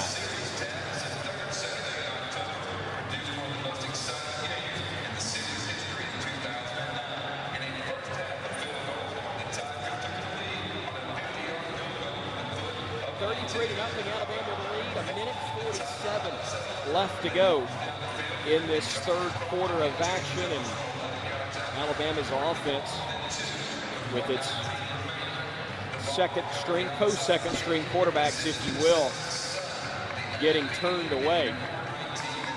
The only time the Owls have been able to get the stop on the afternoon. This copyrighted telecast is the property of Crimson Tide Sports Marketing, LLC, an affiliate of Learfield Sports, LLC, under rights granted by the University of Alabama. Any rebroadcast, retransmission, reproduction, or other dissemination or use of this telecast, or any part of it without the express written consent of Crimson Tide Sports Marketing, LLC, is strictly prohibited. Tyler Watts alongside, I'm Chris Stewart. Tom Roberts down on the sidelines, not too far from where Kirby Smart continues to give out instruction for the Alabama defense in his 6th year at the University of Alabama. Of course, the 2009 Broyles Award winner, which goes to the nation's top assistant coach.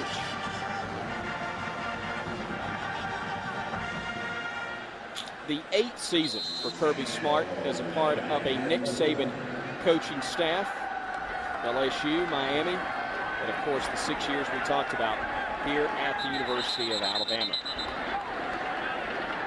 Starting field position, Tyler, has not been the issue for Florida Atlantic today. This is by far their worst starting field position. It's what they've done or their inability to do anything with the ball that has been their problem. Yeah, it really doesn't matter. They just hadn't been able to consistently put several plays together. You run the ball here effectively, throw it here for a yard or two, but hadn't been able to put anything together. Graham Wilbert still plugging away. Plenty of time, but nobody to throw it to. Great pressure by the Bama D, and he was well outside the pocket. Dumped that one off before taking the sack from Quentin Dial, that 6'6 senior out of Clay Chalkville High School. Again, coming in with a pressure, and not a good sign as Alabama's got a player limping off the field and getting assistance. That's Brandon Ivory, big defensive lineman. You see hobbling there. Ivory, a 6'4 sophomore, 315 out of East High School in Memphis, Tennessee. He, again, is a major part of the depth that we've seen on that defensive front, but needing help as he makes his way to the sideline. Third down numbers, not good today at all for Florida Atlantic. Swing it out near side, catch is made, and great effort on the part of Nexon Dorvillis. but he is still going to be brought down about 3 yards shy of the first down by John Fulton. So 0 for 9 on third downs today by the Florida Atlantic defense, or offense, excuse me. The guy out there now has been their star, if there is one. 7 punts, averaging better than 51 yards per kick. Sean Kelly has done his best as a freshman. Keep him in this. He's averaged just 38 yards per punt, but again, over 51 on 7 kicks today. That a low line drive effort that Hart will have a chance to return. Makes the first guy miss, and the second finally gets stood up and brought down as he gets into FAU territory at the Owls 44.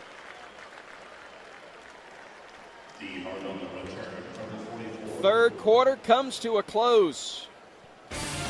Alabama slowing down its scoring barrage, but still comfortably on top as we head to the fourth here in Tuscaloosa on Crimson Tide pay-per-view.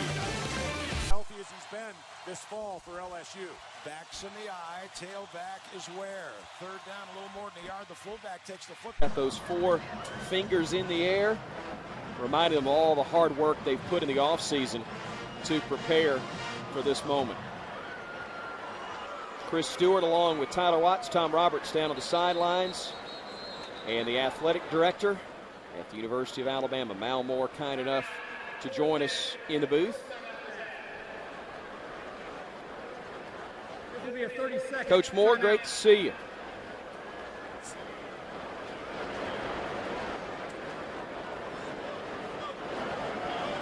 Let's try that again. Good to see you.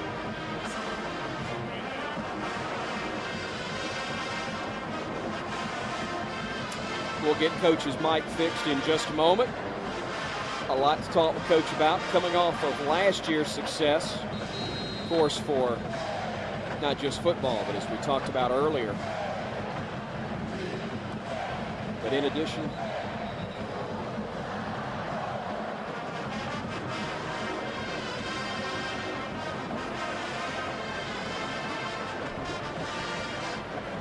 Alabama, of course, winning national championships, not only in football, Coach Moore, but women's golf, national championship in gymnastics for the 6th time under Sarah Patterson. But you got to hand out more rings today to Pat Murphy's softball team. Absolutely, and how exciting that was for me and certainly for our softball team and coaching staff.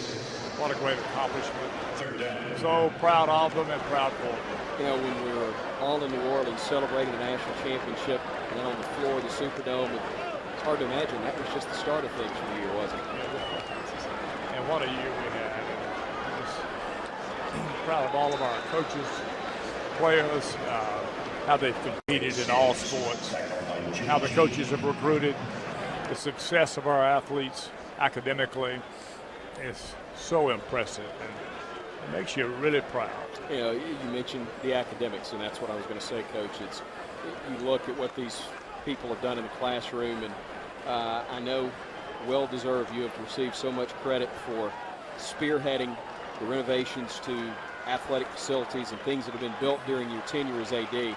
But I know what's been done with Bryant Hall in terms of the academic facilities. We see this 4th down play with Blake Sims at quarterback, getting to that 1st down mark and moving the chains. The thing that I believe, in talking to you, you're most proud of is what's been done at Bryant Hall. I think that's the jewel of everything we did, was the academic center. It supports every athlete on campus, every coach, and their recruiting efforts, supports the athletes in their efforts to graduate, to compete in the classroom as they compete on the field. And we're just very proud. In just a moment, we're going to check in with Tom Roberts after this play. 1st and 10 for the Crimson Tide with Blake Sims at quarterback. Kenyon Drake getting the call. A great little move. He gets near the 1st down mark as we check in with Tom Roberts. That guy's quick. So far, pretty much an injury-free day. Unfortunately, Brandon Ivory comes to the sidelines. They've taken the shoe and the tape off the left foot, left ankle, and now put a walking boot on that. So he's the only injury so far for the Crimson Tide. Thank you, Tom, and hopefully the last one in that regard. And yeah, Coach, you're talking just before we visited with our Cook's Pest Control sideline reporter, Kenyon Drake. How about that? You're coming into the season fifth-string running back, and that's a guy with those type moves. That's right. He's very impressive. Bruising young man, and that's the thing, Coach. And, of course, your days on the coaching staffs here under Coach Bryant and Coach Stallings. What we see on Saturdays is a byproduct of what happens in practice. The talent level so high, the competition level so high, that's what helps translate into what we see on game days. Absolutely. And the approach Coach Saban takes in preparing these players to compete in the classroom, to compete in the off-season, the workouts through the summer, is just unbelievable.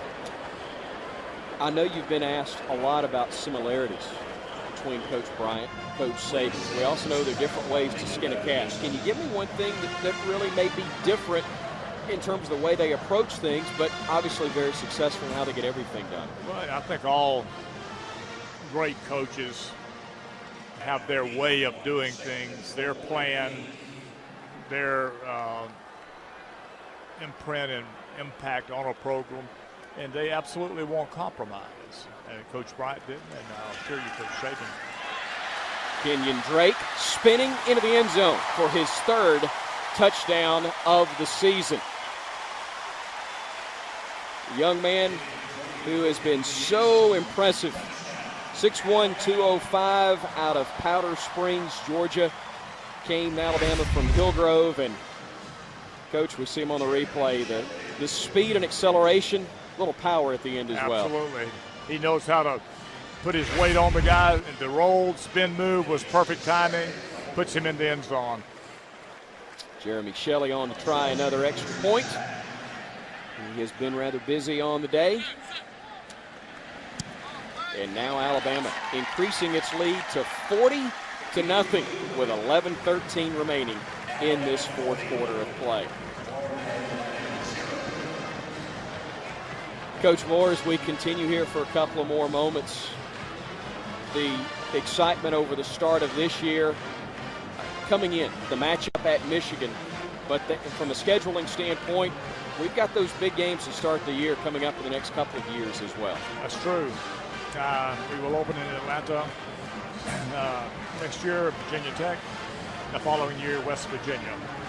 So both in Atlanta and great opening games for us. The atmosphere for those. I mean, obviously, it helps the players stay focused when they know they're going to have an opponent in a venue like that. But to have the fans talk about the start of a year, yeah, I know is a big thing as well. No question. All of that is so important. I think it helps the players in their preparation in this spring practice, in the summer months, preparing because they know they have a very strong opening game. All right, what are you doing scaring all of us about a month ago? You feeling better now? Everything's good? I feel good. Good. And I appreciate my doctors. They did a good job checking me out, and I think I passed everything okay. So I'm counting and pulling for them, I'll tell you that. I know you are. For those watching at home that don't know what we're talking about, Tuscaloosa was in a bit of a meltdown over the course of a few hours when we found out you needed to go to the hospital, but everything checked out well after a few days. And, Coach, so glad to hear that. Great to see you looking so well, and we appreciate the time as always. Absolutely. Here in the booth. And thank you so much for having me on. Thank Alabama you. Athletic Director Mal Moore joining us here in the press box as a gentleman who was named by the College Football Hall of Fame Foundation as the Athletic Director of the Year. Again, we think about what he has done as a coach, all the rings that he has collected. I was going to say, I'd like to see an evolution of the ring itself because we could just go to his house and see it, how it has evolved over time here at Alabama. Go back to the 60s when he won them as a player and then assistant coach with Coach Bryant, assistant coach with Coach Stallings. an athletic administrator. It's a phrase I'm sure he didn't use a lot in his playing days, but we can tell you in 2012's terminology, Mal Moore's got a lot of bling from all those titles that he has been a part of. And again, the College Football Hall of Fame honoring him as their athletic director of the year. It's an all-encompassing award. Special night when he was kind of surprised by that. Archie Manning on behalf of the Football Foundation with the surprise announcement to him during the party the night before the Crimson Tide Celebrity Classic golf tournament benefiting the Crimson Tide Foundation. Great to see him recognized for what he has done as an athletic director and administrator at the University of Alabama. A true Alabama legend. Mal Moore kind enough to join us here in the press box. The Crimson Tide football team giving up its biggest play of the day right there. And now, with the Tide on top, 40-0, the only drama. Okay, maybe two little bits of drama. Can Bama squeeze out 10, 12 more points, whatever the individuals in Las Vegas who keep an eye on such things predicted this one to be? And, of course, just as big or really bigger to most people, can Alabama record a third consecutive shutout for the first time since 1966? Going for that here, but can't give up any more big plays like that 20-yard gain. That 20-yard rush was 21 more yards than the Owls had collectively in offense in the first half. Their numbers were at -1 in the first half and a 20-yard gain on one play, but not as successful there. 2nd down and 8.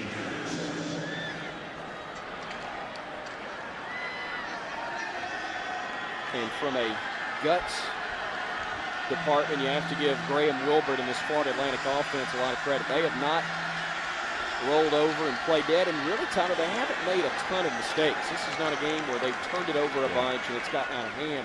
I mean, Alabama has really worked for everything they've gotten. They have, and we've mentioned it on several occasions. There's one thing Florida Atlantic can take away from this. It's the fact that they force as many field goals as they have today. You're right, really no turnovers like what we saw versus Western Kentucky. They've been just unable to really produce anything. That game against the Hilltoppers would have been much closer if they hadn't helped the call so much. Stop there. The Crimson Tide's Landon Collins, one of the top recruits a year ago, coming out of Geismar, Louisiana, Dutchtown High School, 6 feet 202, and boy, they love the athleticism that young man brings to the defensive side of the ball.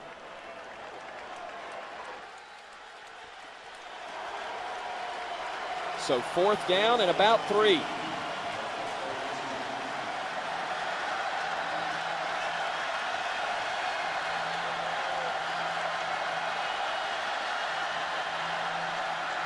Trying to get to the 39, and they will, and then some, as bumped out of bounds on the play.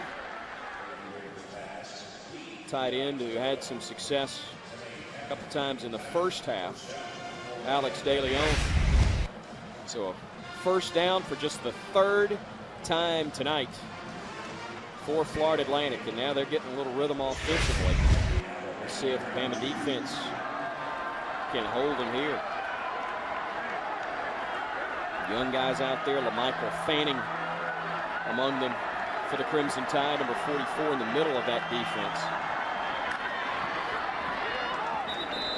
A big hit coming in the back end of the play as well from Tyler Hayes, see number 36. Fanning, I mentioned, a redshirt freshman, 6'7", 298, out of Harris County High over in Hamilton, Georgia. Another freshman, Denzel Duvall, out of Bastrop, Louisiana. Number 30 also helping out. 2nd and 8 yards to go.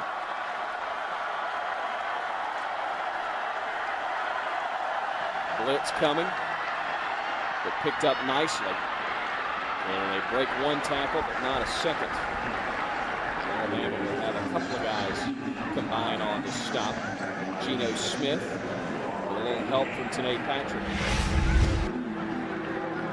But 3rd down and 3 upcoming. Yeah, we brought the pressure again and just a quick hitter to the perimeter. They're going to work their way for their 4th first down of the day. So the Owls with by far their best drive, albeit against Alabama's down-the-line guys. But this is what Coach Saban talked about last week as well, Tyler, not wanting to see any let-up from his defense when those guys come in. Those players are one injury away from being called on in a much greater role, and he wants to see them respond when they get the chance. We did see Duvall come off the field, and results in Xavier Dixon coming back in at the jack linebacker. 50 yards on this drive alone for Florida Atlantic. The previous drives on the day had only combined for 45, as a timeout will be called by head coach Carl Pelini. You know, again, there's time to go in this one, but I think we have seen the Owls fight and show some improvement, certainly on the defensive side from a week ago. The question will be for Nick Saban after the game, has his football team gotten better from last week?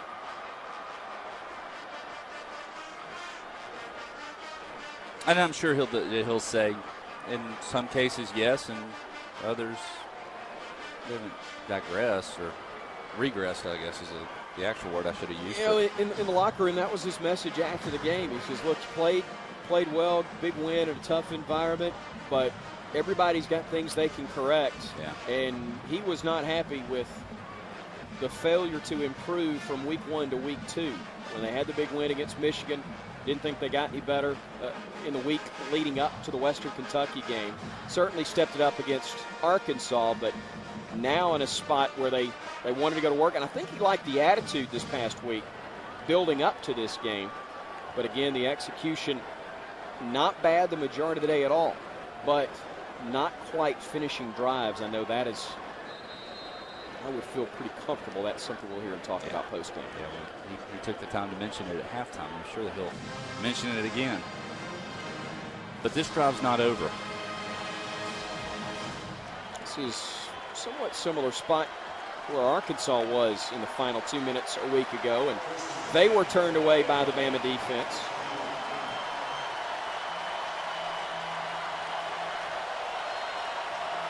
So 1st and 10 from the Bama 21-yard line. And the crowd, and a good many folks are indeed still here making some noise. They want the shutout as the give goes up the middle. Not a lot of running room, a gain of a yard or 2 as Damian Fortner again gets the call. So inside the Bama red zone for the first time today. This is only the 5th time that an opponent has been inside the 20 against Alabama this year. Stepping up, making the hit. Tyler Hayes once again.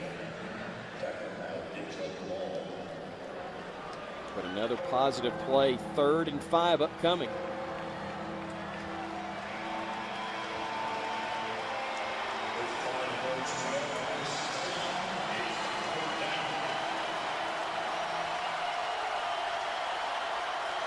So 3rd and 5, they've got to get to the 11-yard line. Pick up the first. Bama's wanting a turnover. Straight handoff. Bouncing it outside, trying to cut it back, and very close to the first down on the play will be Jonathan Wallace, but he's going to be a half-yard shy. And let's see what Carl Pelini opts to do here. Almost a certain field goal. It would be under 30 yards, albeit from a difficult angle, but he's going to go for it.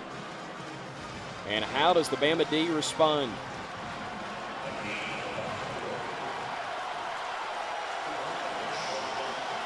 Less than a yard. all that they need with Wilbert at quarterback.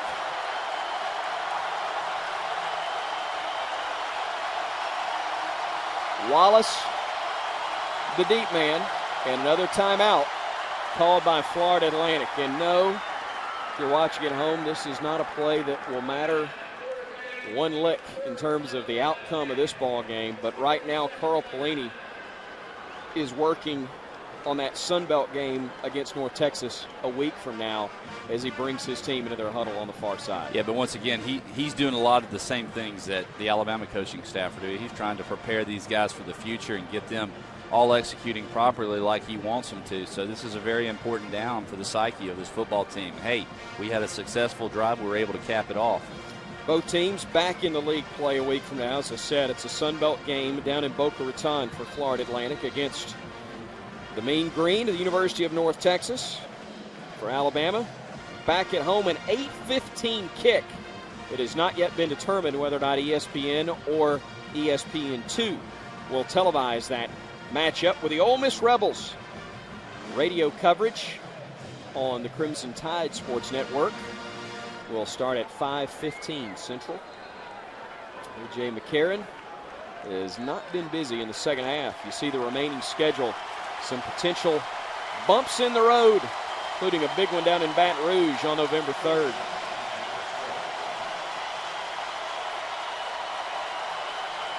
Fourth and a little more than a foot. High snap, but they got the first down. Wallace lowering the shoulder, and he gets to the 10. So first and goal from there. As the clock stops briefly with 4:03 to play. And they're going to hurry to the line of scrimmage. First time today they have had any momentum offensively. And again, more yards on this one drive than they had accumulated on all their others prior.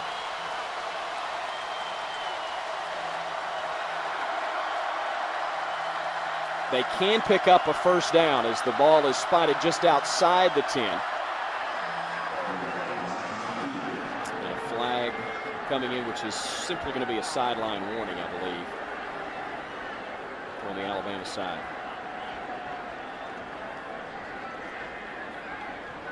May be wrong. I thought that was the initial. Prior to the snap, unsportsmanlike conduct, Alabama bench, the penalty's half distance to the goal. Remains first down. So not a sideline warning. It's actually unsportsmanlike conduct on the Crimson Tide. And the line judge, Paul Petrisco, the one discussing things with Nick Saban. So first and 5 from the 6 as the handoff goes to Wallace. He is spun around. Initially tripped up by Nick Perry, kept the legs churning and got back close to the line of scrimmage, but still a loss on the play, and it'll be second down and 6. Big opportunity here for these younger guys to see if they can keep Florida Atlantic out of the end zone. That's goal number 1. Yeah, they're going to hear about it from everybody else if they give up points here. And now with just over 3 minutes to go, the head linesman Gus Morris talking things over with Ken Williamson.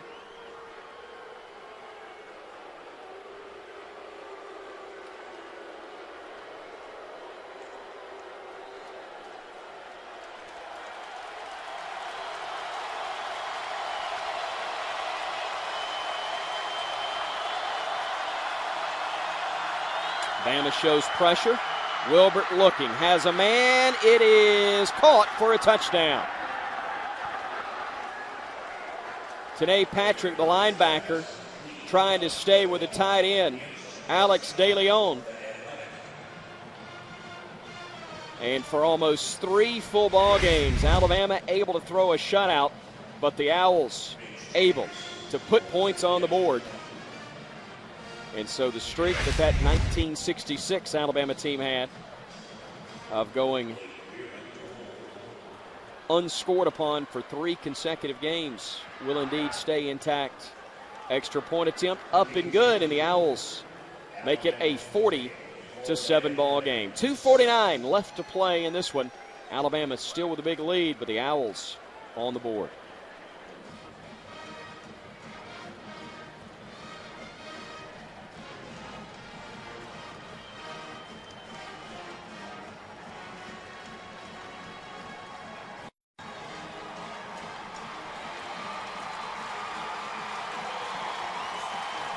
Alabama head coach Nick Saban still coaching his team, still pleading his case that he did not agree with the unsportsmanlike conduct call against the Bama sideline that moved the Owls from the 10 to the 5. But nonetheless, Alabama still with a big lead. They will get a victory. They will be 4-0, and they will still be, in all likelihood, Tyler, the number 1 ranked team in America as the page turns to Ole Miss next week. Yeah, there's really nothing that is affected by giving up that touchdown other than more snaps for that second unit and those younger guys to get in there and get battle tested as they learn how to contribute to this football team. An impressive drive, though, for the Owls, that first-string offense against the Alabama reserves. 15 plays, 75 yards, 8 minutes, 24 seconds. And, again, there has been no quit in Carl Pelini's football team today. They just have not been able to get anything done until that last drive.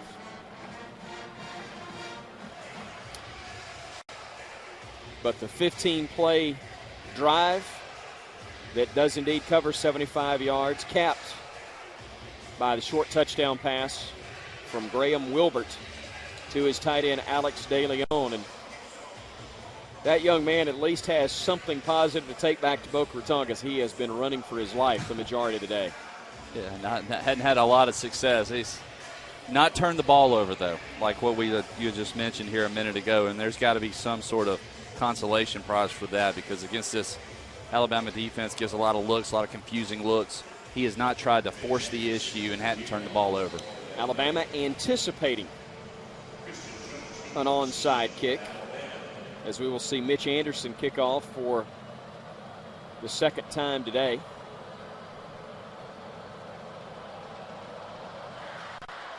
But instead he will kick it deep, where Christian Jones awaits.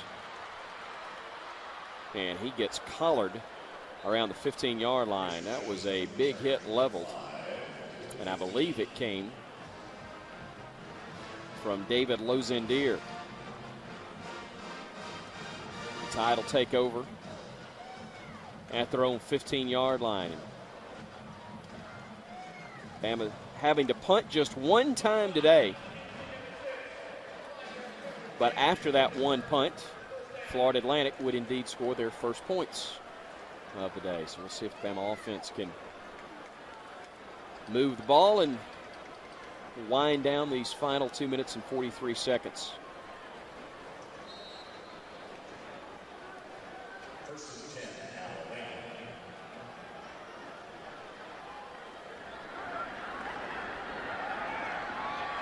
Ben Howell on the carry for the Crimson Tide. The Gordo, Alabama native, a senior at 5'9", 194, had a few carries last week against the Arkansas Razorbacks. And seeing action once again, he is the 5th running back to get a carry in this game for the Crimson Tide. Great to see a senior towards the end of his career now get an opportunity in some ball games and making the most of it. 2 carries, 9 yards. Even I can do the math there. Unless maybe I didn't give him enough credit. He may have a first down. See, the spot is going to be just a yard shy of that. The future looks good for Alabama football, to say the very least. And no, I'm not just talking about the remaining 8 weeks of the regular season, Tyler. I'm talking about the years ahead when you look at the amount of young talent that is here. But Nick Saban's not worried about the future. He's worried about the next play, the next ball game, and the next opponent, which will be the Ole Miss Rebels. They have had their issues this year, but it's still an SEC team that's going to come in. And as we see ordinarily, a team that's going to throw their best effort at the Crimson Tide. They will definitely be ready to play, especially bringing in that spread offense attack. It can be a pretty big challenge for our defense, one you really have to study up on and get acclimated to in practice as best you can, because it'll be a challenge, different look for Alabama. Ole Miss playing early today in New Orleans against the Tulane Green Wave. First down for Bama, another carry for the Tide. Blake Sims keeping it himself. Blake had 27-yard run a week ago for the Crimson Tide, and a touchdown as well.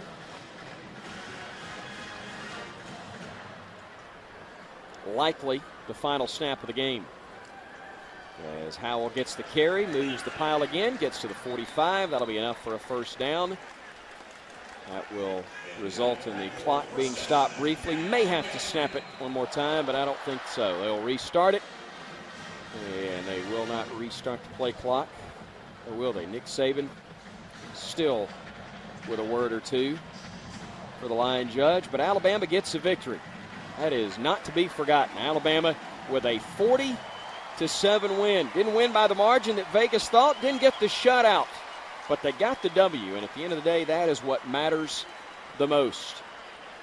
Crimson Tide a winner and stands now perfect at 4-0 on the season as they look forward to league play once again next week. We'll be back and recap this one just a moment here on Crimson Tide Pay-Per-View.